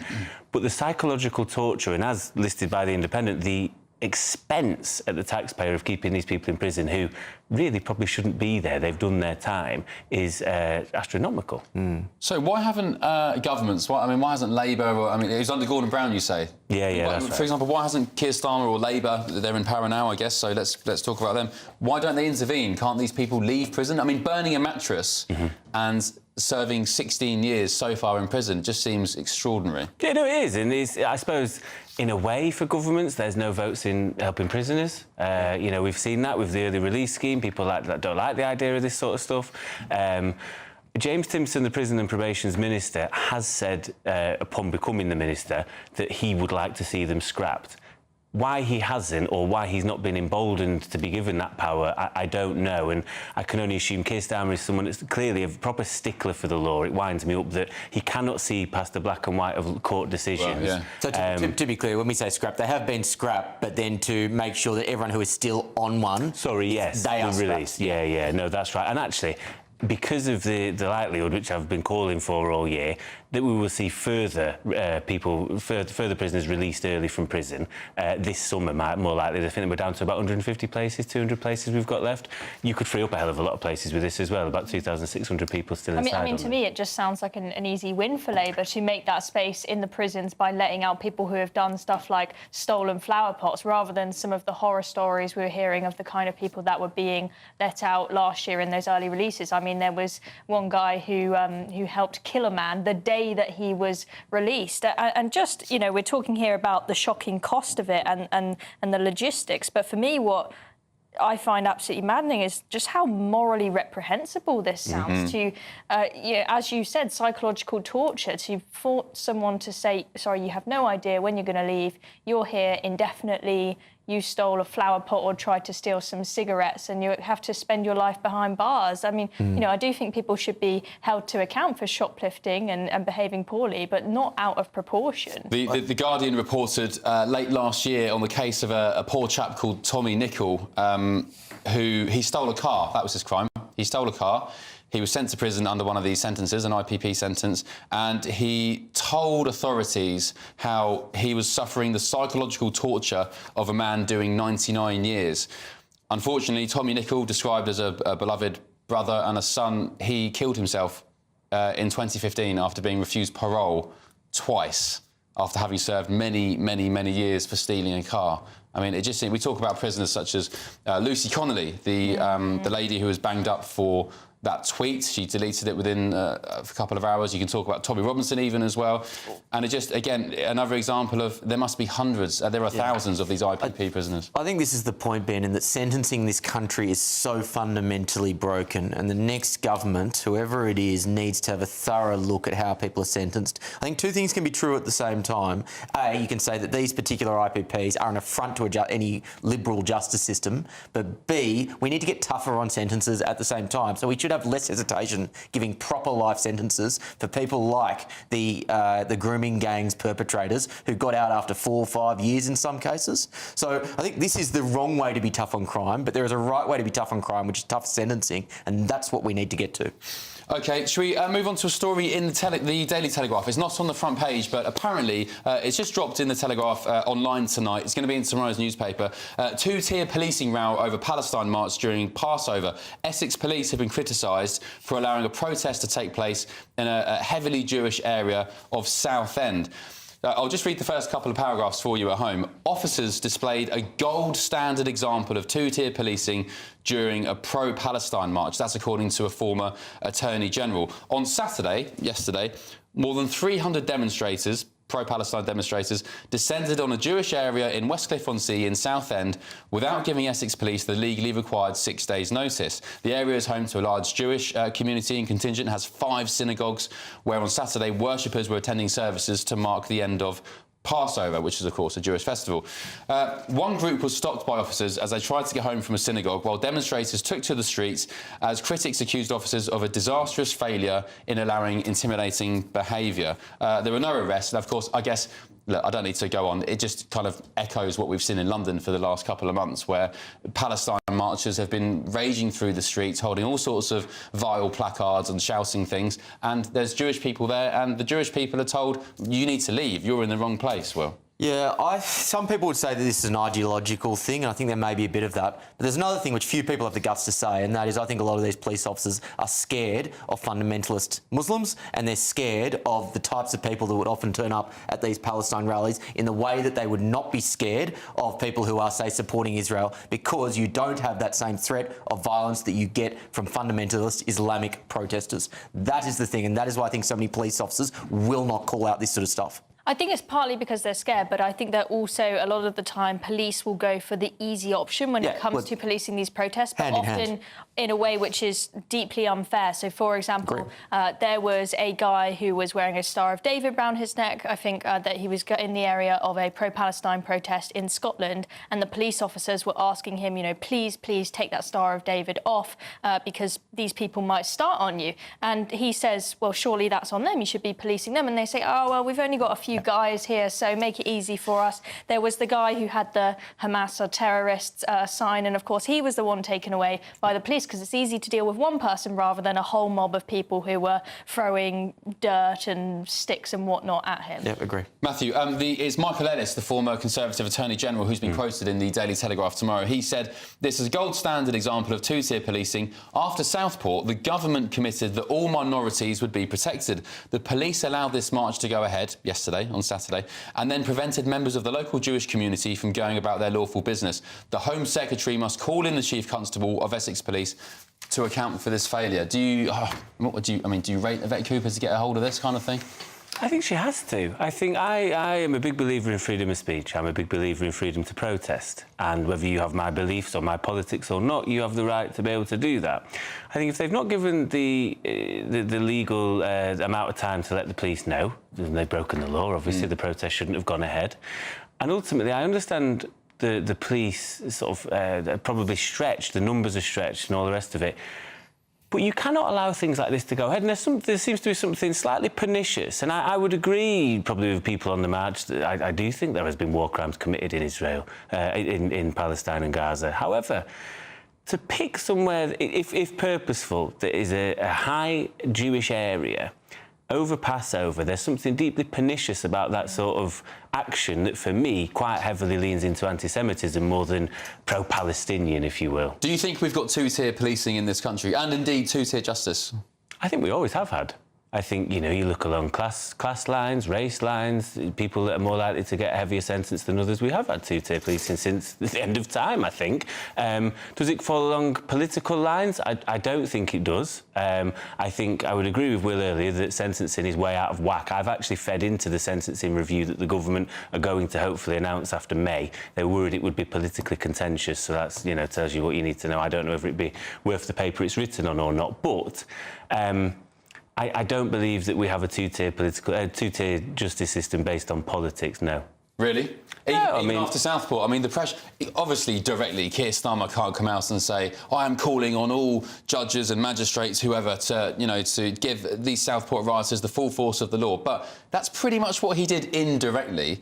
And we had, in the case of Lucy Connolly, I'll say again, she was given 2.5 years for a silly tweet, which she deleted 4 hours later. And that was off the back of other people getting banged up for similar things. Was it Peter Lynch, the poor chap who killed himself in prison? Yeah. All he did was square up, I mean, that's probably too much of a description. They would stand on the sidelines and tell police, was it they were traitors or something? Yeah. You know, I don't know. Do you not see any correlation between Keir Starmer saying that people will feel the full force of the law and these rather draconian sentences to people like Lucy Connolly, who, by the way, let me just mention, is a mother who looks after her sick husband who's got a blood disease, and she's been denied release, the standard release without, leave without RTOL for 2 days a month to see her daughter.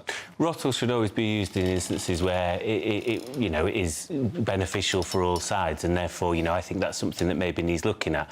I think you have to take responsibility for your actions, and what she said in those tweets, I will not repeat because of the awfulness of them, is there is a difference, as I've said in the past, between freedom of speech and incitement and hatred. The words that no she evidence used, for that incitement violence. I'll tell you what it was. She said, burn the hotels down for all I care. If that makes me racist, so be it. She deleted it 4 hours later. I'm not saying this to justify what she said. It was clearly wrong because she deleted it. She knew it was wrong. We're talking about the proportion, the sentence, 2.5 years, and the fact that people in Lucy Connolly's prison who have committed far worse crimes have been let out to see their children for the typically allowed 2 days a month, and Lucy hasn't been. No, as somebody that campaigns on prison reform, I think, what is she going... I always think what you're supposed to learn from prison. There's the punishment, absolutely, but you have to come out with rehabilitation. I'm sure she's learned how to... And at the moment... But this is the point. So what is she going to learn from 2.5 years in prison? Probably not a lot, other than it's awful. So therefore, was it worth putting her in prison in the first place? Yes, that's a question to ask. The one thing I will say about Keir Starmer is there appears to be consistency, because where he could directly act as head of the DPP, he did over the rioters in 2011 after the Mark Duggan shooting, and therefore they probably didn't share the same politics as Lucy Connolly. And that was out of order as well, dragging people in. How often do you see people who are, lefty idiots writing horrible posts saying, you horrible far-right fascist, hope you die, this and that? How often do you see them put up in prison and feeling the force of the law for what they say online? I think at least when it comes to free speech, it is very clearly political lines on which we have two-tier justice. Undeniable. I think whoever you are, I don't know is the truth. I don't know, and maybe I can't answer that. I don't know. What I would say is that everybody should think very wisely about taking responsibility for what you say or do, because unfortunately you will fall by the way. She admitted the charge of inciting racial hatred, or the precise charge I can't remember. She pled guilty. So she should have got less for that. If you show contrition, then she should get a less. Bounced into that plea by a junior defence solicitor. But anyway, she was. There we go. Interesting. More front pages on the way. We've got a quote from Essex Police with regards to this two-tier policing story from yesterday. A spokesperson said that a group of Orthodox Jews in the vicinity of the demonstration were, quote, supported by officers who escorted them to the opposite side of the road to ensure their safety. All right. Time now for the Great British Giveaway. And it's our biggest prize today. Your chance to win a full-berth motorhome worth £67,000. Here's all the details you need to win. We're making the Great British Giveaway a getaway with a chance to win our biggest prize to date. You could be the proud owner of this Elneg Baron 560 motorhome worth over £67,000. Supplied brand new from Marquis Leisure, you could be exploring Great Britain and beyond this summer and making memories to last a lifetime. This motorhome comfortably sleeps 4, has its own kitchen and bathroom spaces, and comes complete with all of the mod cons you'd expect from a vehicle of this calibre. And that's not all, as we'll also give you £5,000 in tax-free cash so you can get started on your next adventure as soon as possible. For another chance to win the lot, text WIN to 63225. One entry costs £2.50 plus one standard network rate message, or text BONUS to 63225. 5 entries cost £5 plus one standard network rate message. Go to gbnews.com/win. Entry start at £2.50. Call 0903 686 3232. Calls cost £2.50 plus your network access charge. Or post your name and number to GB13 PO Box 8690 Derby DE1 9TT. UK only. Entrance must be 18 or over. Lines close at 4 p.m. on the 6th of June. Please check the closing time if listening or watching on demand. Good luck. All right, coming up, I'll be joined by the Mail on Sunday's editor-at-large to dig into the latest royal scandal involving Prince Harry and Meghan Markle. What do you think they've done now? Any guesses? Answers on a postcard. This is Ben Leo tonight, only on GB News.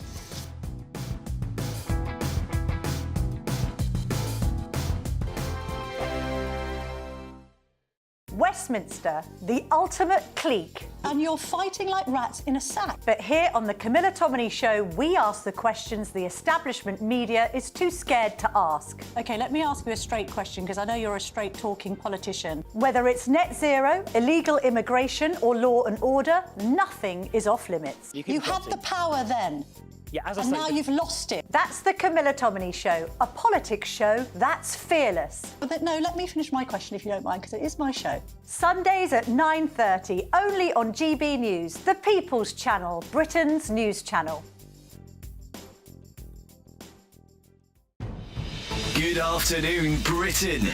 Weekdays from midday. gynecological health, women's health as a whole, is one of the biggest societal challenges that we face currently. What would you say, Josephine? I've been massively failed over the 12 years that I've been dealing with endometriosis in many, many different ways. I wasn't believed to begin with. I was passed from pillar to post. There was a time where after an endometriosis surgery, I got sepsis. I wasn't believed and I was sent away from the hospital and the next day was taken back in quite a serious state. I think because I was young, but also because endometriosis just isn't taken seriously at all. Is it because women go to the doctor and they say, I'm having really bad pains, and then what does the doctor say sometimes? Do they say, oh, well, everyone gets bad period pains, just have a bit of Nurofen? Is that what sometimes happens, Valentina? Period and pelvic pain is a silent public health pandemic. It affects 9 out of 10 women. And research from the British Medical Journal tells us that we lose 9 to 12 productive days each year to period pain. But we can't really blame medical professionals, we can't blame GPs, we can't blame the NHS, because there isn't research that they can rely on. We have massively underfunded gynecological health as a whole. Currently, we spend only about 2.4% of our entire public health budget for the entirety of women's health. So that 2.4% is measly, and it has to stretch to cover breast cancer, maternity care, menopause, endometriosis. And because women were not allowed to take part in clinical trials up until 1993, we don't really know how most modern medications affect the female physiology versus the male physiology. The People's Channel. Join me, Nana Akwe, for an informative, interactive news programme with a difference. It's fun. No, he didn't say that, Dave. I'm so surprised. I think there's an element of truth to that. Join me from 3 p.m. every weekend, only on GB News, Britain's news channel.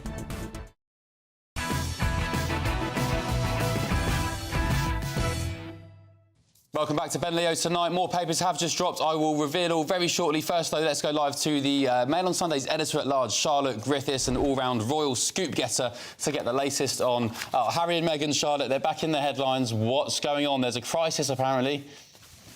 Yes, well, Tom Bauer has just got the most incredible way with words. So he said that they're in crisis because basically they come from completely different schools of thought about where they're going with their lives.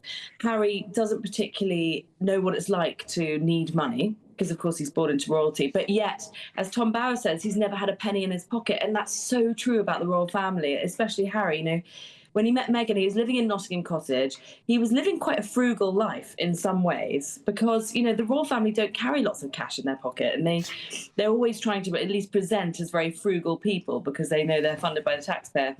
Then he meets Meghan, who just wants cash, money. And what Tom Bauer's saying is she's desperate to be a billionaire. And Harry just doesn't really get it. And he also doesn't get what it's like not to have status and fame, because he was born with status and fame, and he'll never really not have that. So what Tom Bauer is saying, this incredible sort of leak from his next book, which I think will be a brilliant read, is that they're in crisis because they're coming from two completely different places about where their future lies. Wow. Do you know what? If this came from any other source than Tom Bauer, I'd probably say, yeah, OK, well, yeah, whatever.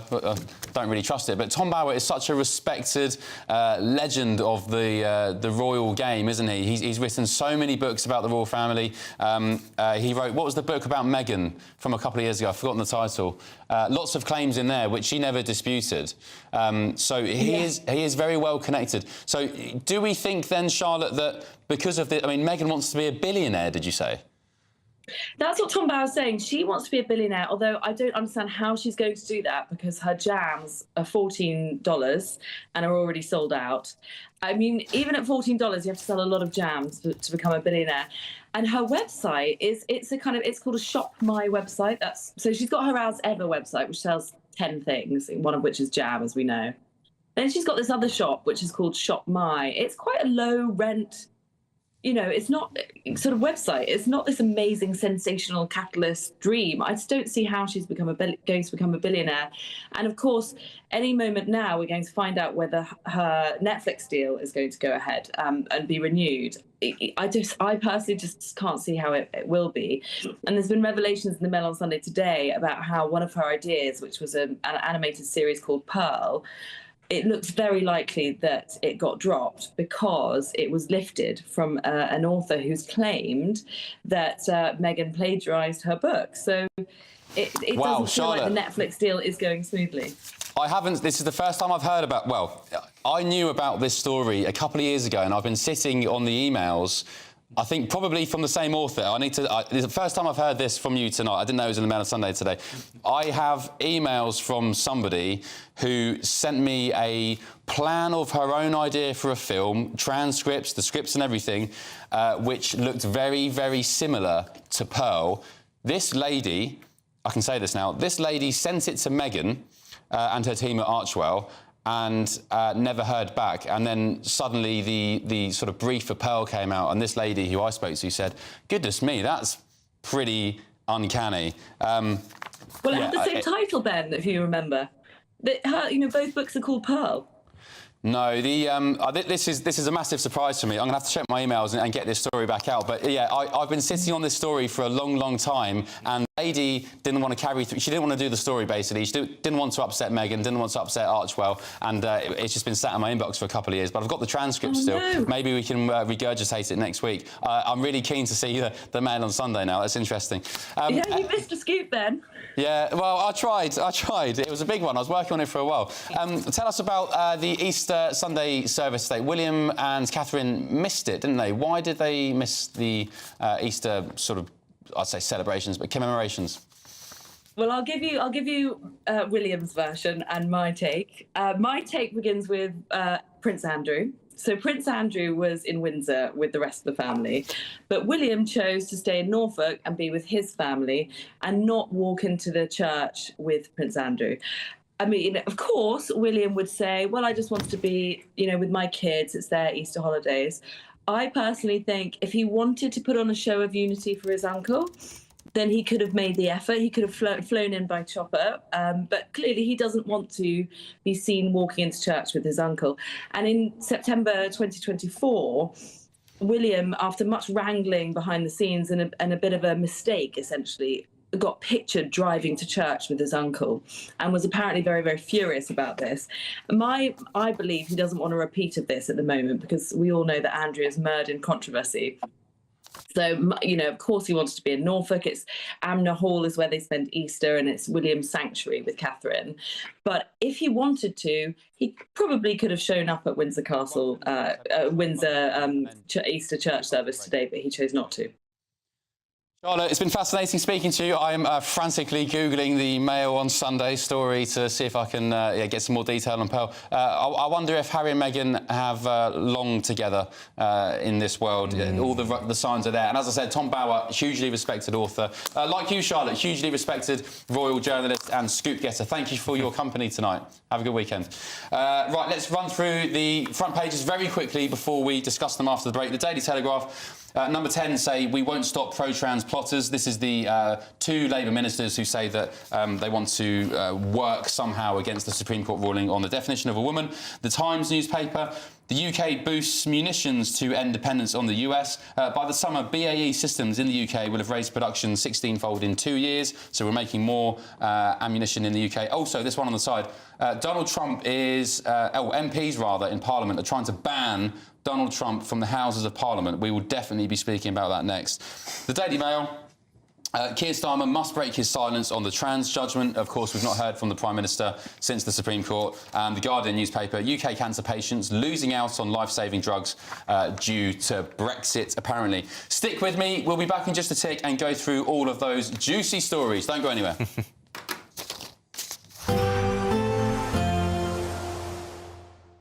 I forecast a perfect holiday in the sun. Weather looking good then? For sure, and no worries about our travel insurance. All Clear Travel Insurance sponsors GB News Travel Destinations Forecast. Hello there, welcome to your latest holiday sun forecast. Yeah, unsettled conditions generally continuing for parts of Iberia and Italy over the coming days. But for the Canaries, apart from a few showers across the northern parts of the island, it should be fairly fine here. But back up into Iberia, France and Italy, some further showers. Some of these showers will be heavy, potentially persistent in places. But for a lot of Greece, Cyprus and Turkey, continuing fine and dry here, with temperatures for most here around the low 20s. All Clear Travel Insurance sponsors GB News Travel Destinations Forecast.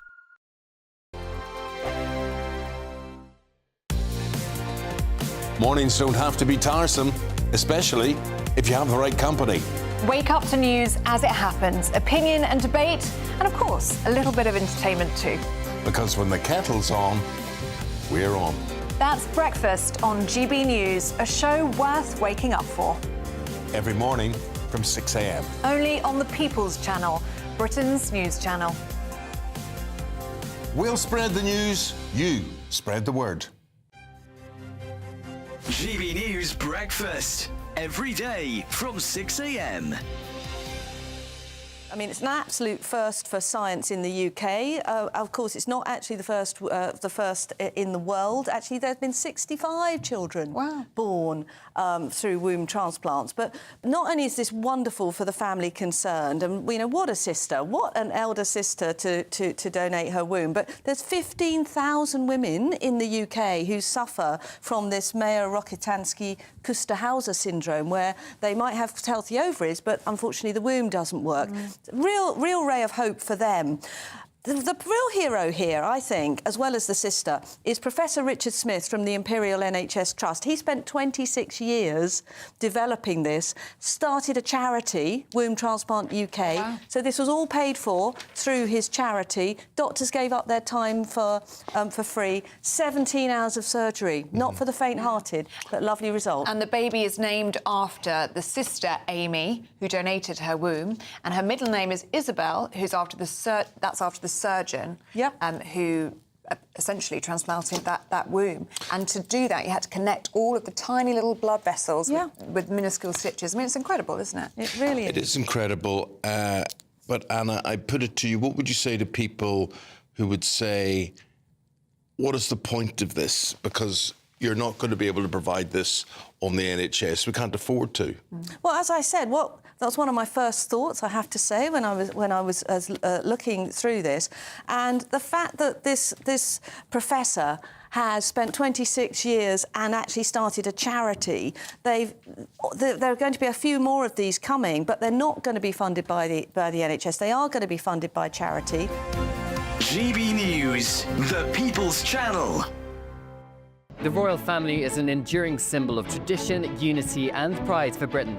At GB News, we celebrate what makes this country great.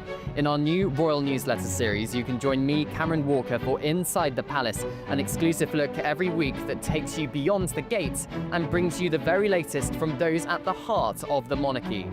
Never miss a royal moment again. Sign up now. Go to gbnews.com/royal newsletter and get the latest straight to your inbox.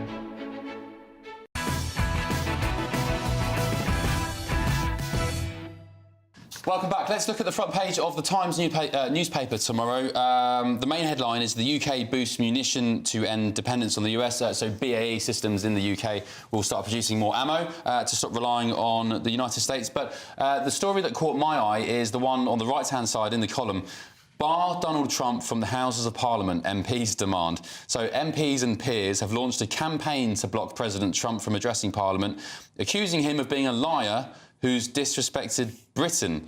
The US president has suggested the King, who will formally host the state visit, is looking at settling a date for September. However, some parliamentarians are working to stop him giving a speech in Westminster, as Barack Obama did in 2011. Joined again by my panel, Will, Chloe, Matthew, welcome back. Will, you're laughing away there. What's funny? There are so many politicians on the left who are student politicians that never grow up. They have this sense of moral purity that they take to the job, or their perceived moral purity, and they forget that they actually need to act in the national interest. Like, grow up. You may find him distasteful, you may find him, morally questionable. He is the president of the most important country in the world and the most important country to the UK. And how do you think he would react if he was barred from the Houses of Parliament? This is just pure virtue signalling at the expense of the United Kingdom. Yeah, and this is really awkward for Keir Starmer, because Keir Starmer has put, to his credit, a lot of work into trying to be pragmatic when it comes to building a relationship with Donald Trump. But if Donald Trump hears all these stories of the MPs in Parliament in Keir Starmer's party saying horrible things about him, it's going to be very awkward. I mean, David Lammy, I think I can probably guess that he was given strong words over the past year or so.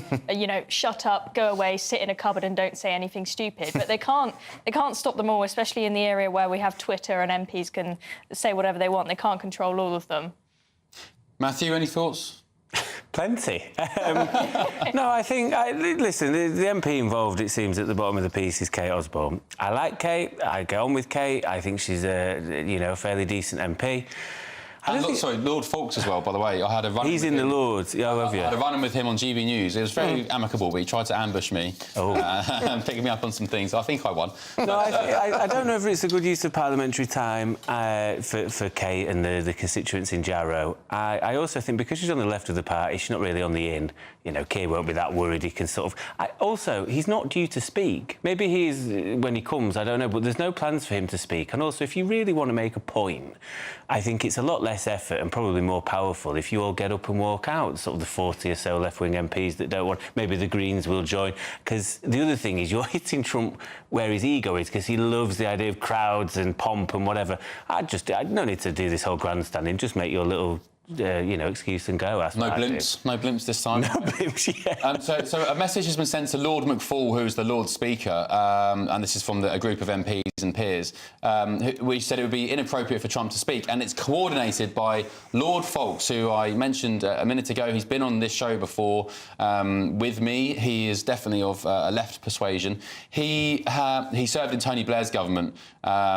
He said, well, the message said rather, if it is suggested that Donald Trump be invited to address both Houses of Parliament, I hope you and Lindsay Hall, the Speaker, will suggest that it would be inappropriate on this occasion because of Donald Trump's attitude towards and comments about the UK, parliamentary practice, parliamentary democracy and the NATO alliance and Ukraine. Well, I just can't fathom the selfishness of this. Again, their job is to represent the people. Their job isn't to put forward what their version of morality is to the world. This is just purely for their own egos, as opposed to anything that is pragmatic or anything that is useful for the country. This is the sort of stuff that people hate about politicians and politics. Yeah, and these are politicians who supposedly believe in democracy, free speech and, a variety of opinions, but they're not interested in allowing someone to just come and visit who's got a different opinion to them. I think the left gave up on that a long time ago. If it was Joe Biden wanting to come and visit Parliament when he was the president of the US, I don't like the guy's policies. I thought that he was, an idiot who couldn't even walk upstairs. Who, Trump or Biden? No, I'm talking about Biden, right? But I wouldn't say, ban him from visiting Parliament. He's dangerous. No, it's just ridiculous. It's so juvenile. It's so pathetic. Did you say it makes them look really student politics? Yeah, student politics. OK, I don't know if any of you guys here are believers in aliens or UFOs. I think there's life outside of Earth. Yes, Matthew. Yes, my kind of guy. We had the story in the Telegraph on Wednesday that said that it's actually now a really good chance we found a planet about 120 light years away that has some sort of life on it. It looks like probably just some small type of microorganism, not the kind of thing that you see in movies. But it's very exciting, and it gives us a good idea that there's probably on a lot of planets some sort of life. All right, well, it sounds like you're a little bit of a sceptic, Chloe. So let me come back at you, because the US Navy has released mysterious footage of a UFO launching from the sea. Check this out. Nickel 6-1 Tango Roger, Roger, there's troubleshooting. Did you box moving target? No, I took an auto track. Oh, okay. Okay, case closed. Yeah, case closed. Case closed. I wonder what aliens would think about, I don't know, the trans debate or the small boats crisis. I wonder if there's trans aliens around. There might be one reason to move to Mars, is you get away from all that woke rubbish. Yeah, interesting. So this group of UFOs, you heard the pilot there and the excitement from the pilot, and I absolutely believe in aliens. I think it's mathematically impossible that we are alone in the universe. So 4 aircraft were spotted by sailors aboard USS Jackson while off the coast of California last year. That's where that clip is from. And Jeremy Corbell, co-host of the Weaponized podcast, has said, "This is a machine that's able to outpace, outmaneuver and outperform anything we've known that's been made by technology and terrestrial nations." Ben, I don't want to be a stickler for the details, but surely if they were aliens, they'd be coming from up above and then going down, not coming from the sea and then going up. Well, you say that, Will, but I mean, we're going down a rabbit hole now. You say that. I'm in my zone now. We know more about the moon and space than we do the depths of our oceans, and the theory is amongst people who believe we are harbouring alien craft that there are bases underneath in the Mariana Trench or something. Exactly. Yeah. Oh, Who yeah. knows? Okay, I can get around that. Who knows? Who knows? Maybe they could stop the small boats. They're letting them through by the looks of it. If they're under the sea, they're letting them all through, Ben. From another planet, they're just fish in the sea that we haven't discovered yet. Yeah, maybe. Very highly advanced fish that. Don't burst his bubble. I'm enjoying myself. Right, let's know what you think. gbnews.com/you'll say, are we alone in the universe? Do you believe in aliens, or are we just a bunch of nutters? I'll say again, the difference between a conspiracy theory and the truth is about 6 months. So we'll see how long this one takes. More papers after the break. Don't go anywhere.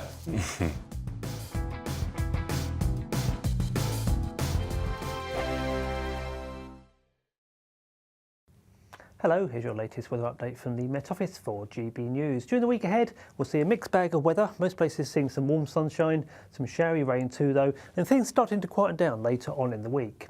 Low pressure sitting towards the south and west of the UK at the moment. That's starting to feed some showers in across southern and western parts of the UK. And certainly as we head into the evening, we'll see further showers across the south and southeast of England. They'll ease overnight though, leaving some mist and fog patches here as we go into the early hours of Monday. Whereas out towards the west, the showers across Northern Ireland will start to make inroads across other western parts of the UK, starting to turn heavier and more widespread here as we head into the early hours. Clearer skies are likely up towards the northeast. Here we can see a patchy frost, but elsewhere it's a pretty mild night to come. So we start Monday then with some brightness up towards the north and northeast of Scotland. It's mostly fine here at this stage of the day. Whereas towards the southwest of the country, a few showers are likely. As we head into Northern Ireland, the showers will be merging to give some more persistent spells of rain and some quite persistent outbreaks moving their way in across the Irish Sea into parts of Wales and the southwest of England too. Whereas towards the southeast of England, again, it's mostly fine here to start the day on Monday with a few bright spells in places. As we go through the rest of Easter Monday, that band of rain will progress eastwards and northeastwards across the UK, so most places will start to see some outbreaks of rain as we go through the day.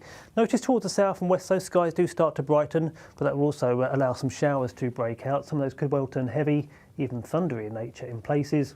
So it's the southwest seeing the best of the brightness later on in the afternoon. Temperatures not doing too badly, up to 16 or 17 Celsius in some of the sunny spells. And as we head into Tuesday, rain is more confined towards the northeast of the UK. Elsewhere, plenty of sunshine, just 1 or 2 showers around. Then notice later in the day, further rain starts to move in across Ireland. And that heralds a pretty wet night to come across some southern parts of the UK as we go into Wednesday. So wet start in the south on Wednesday. Things starting to quieten down though as we go through the rest of the week with more in the way of sunshine developing. If you want your news to be straight talking, this is a nightmare for the Conservatives again. Down to earth. It's not just Nottingham where this is happening, is it? And most importantly, honest. Hard-working, middle-class taxpayers, they'll get their book thrown at them. Then catch me, Martin Daubney, Monday to Friday, 3 till 6 p.m. on GB News, Britain's news channel. Join me, Nana Akwe, for an informative, interactive news programme with a difference. It's fun. No, he didn't say that, Dave. I'm so surprised. I think there's an element of truth to that. Join me from 3 p.m. every weekend, only on GB News, Britain's news channel.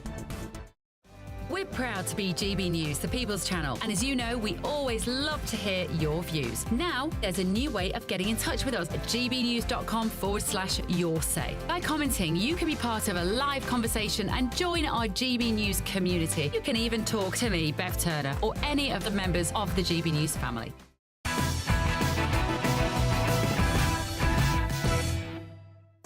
Welcome back. We're still here. We haven't been abducted by aliens yet. There is still hope, though. Let's look at the Daily Mail front page. The headline reads, and I attested today, I didn't want to talk about trans again. I'm sick and tired of it. But we can talk about this without getting bogged down in the trans debate. The headline reads, Starmer must break his silence on the trans judgment. Campaigners and MPs demand the Prime Minister backs the ruling after saying nothing for 5 days. Matthew Torbett, it's not gone unnoticed that Keir Starmer has been silenced on this. Very strange when he's happy to pipe up about all sorts of different festivals and religious festivals and rulings and this and that and sporting achievements and celebrations. But one of the biggest rulings of our time on the Supreme Court, and we don't hear a peep from him. I think we have. Not from him specifically, I agree. There was a press huddle, I think, the day after the ruling, and the Number 10 spokesperson said, we're glad this now provides clarity. So, I don't know, does it matter if he comes out and says? I mean, he tied himself in knots in the first place. It's maybe best he doesn't speak at all. But I think regardless of what he says or doesn't say, the ruling was made, it's now clear, and that's it now. Yeah, but shouldn't he have shouldn't he have the cojones to come out and say, you know, I respect the decision of the Supreme Court. After all, this is a legal eagle, a man who lives and dies by the law.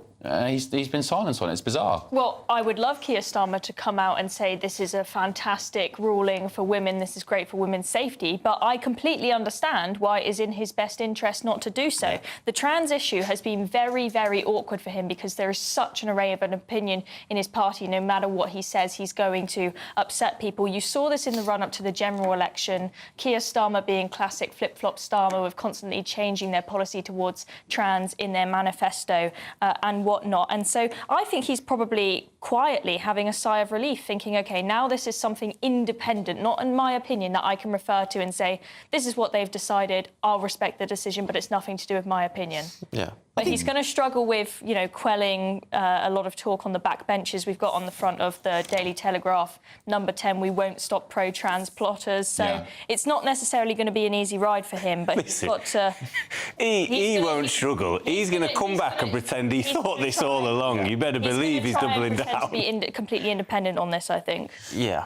Yeah, and what's shocking for me is that regardless of court rulings and whatever else, we had politicians. I'll repeat myself from yesterday like a broken record. We've got politicians who are meant to be the brightest leading minds of our nations, you know, entrepreneurs, inspirational leaders, all absolutely butchering the definition of a woman. Keir Starmer, guilty of that himself after, you know, fumbling that can a woman have a penis. Just mind-blowing, stupidly juvenile conversation which you should just kill in an instant. And yet we have to wait around for some judges to tell us what a woman is. I mean, it's just insane. I think this is the key point. I think he would be incredibly embarrassed. I don't think he ever believed for a second that a man could be a woman, because no one, even trans people, don't believe for a second that a man can be a woman, because a man can't be a woman. We all know that, and he knows that, but he went along with it because that was the woke movement from 2020 or a bit earlier to 2024, and now it's been dropped like a hotcake, and suddenly, you know, the emperor has no clothes. He has to go, oh, I have to be logical again. Yeah, really weak leadership, not just from Keir Starmer, but just from all the politicians, you know. And anyway, we move on. The next video I'm about to show you, I really enjoyed this. I want to know your thoughts on it. It's been viewed over 80 million times online, 80 million times, and it's a rally in the sport of pickleball. Take a look at this.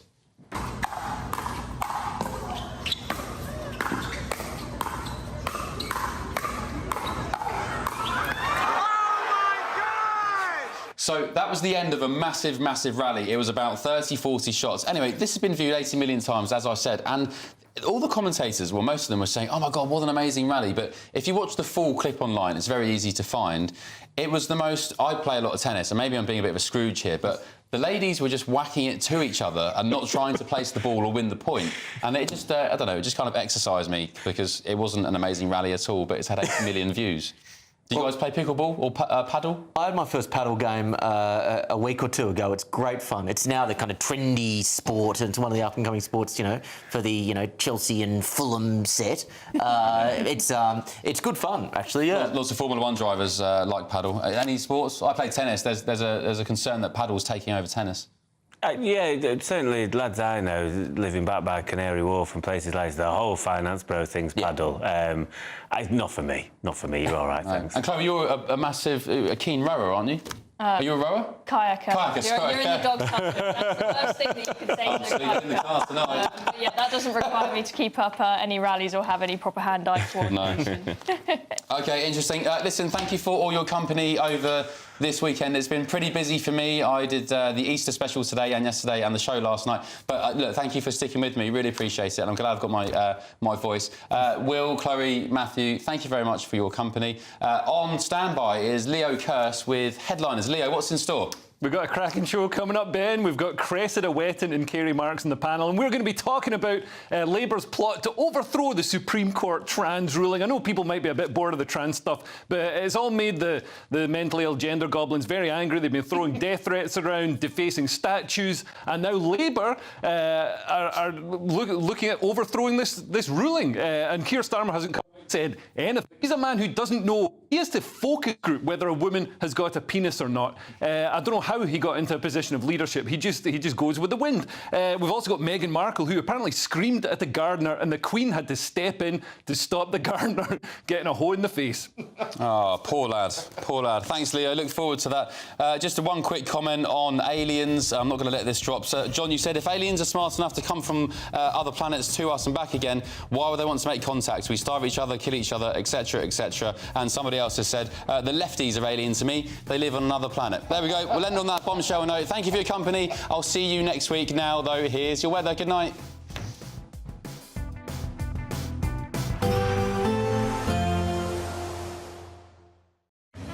Even though we'll see a cloudy start, it'll be a bright outlook for the rest of the day. Boxed Solar, sponsors of weather on GB News. Hello, here's your latest weather update from the Met Office for GB News. During the week ahead, we'll see a mixed bag of weather. Most places seeing some warm sunshine, some showery rain too, though, and things starting to quieten down later on in the week. Low pressure sitting towards the south and west of the UK at the moment. That's starting to feed some showers in across southern and western parts of the UK. And certainly as we head into the evening, we'll see further showers across the south and southeast of England. They'll ease overnight though, leaving some mist and fog patches here as we go into the early hours of Monday. Whereas out towards the west, the showers across Northern Ireland will start to make inroads across other western parts of the UK, starting to turn heavier and more widespread here as we head into the early hours. Clearer skies are likely up towards the northeast. Here we can see a patchy frost, but elsewhere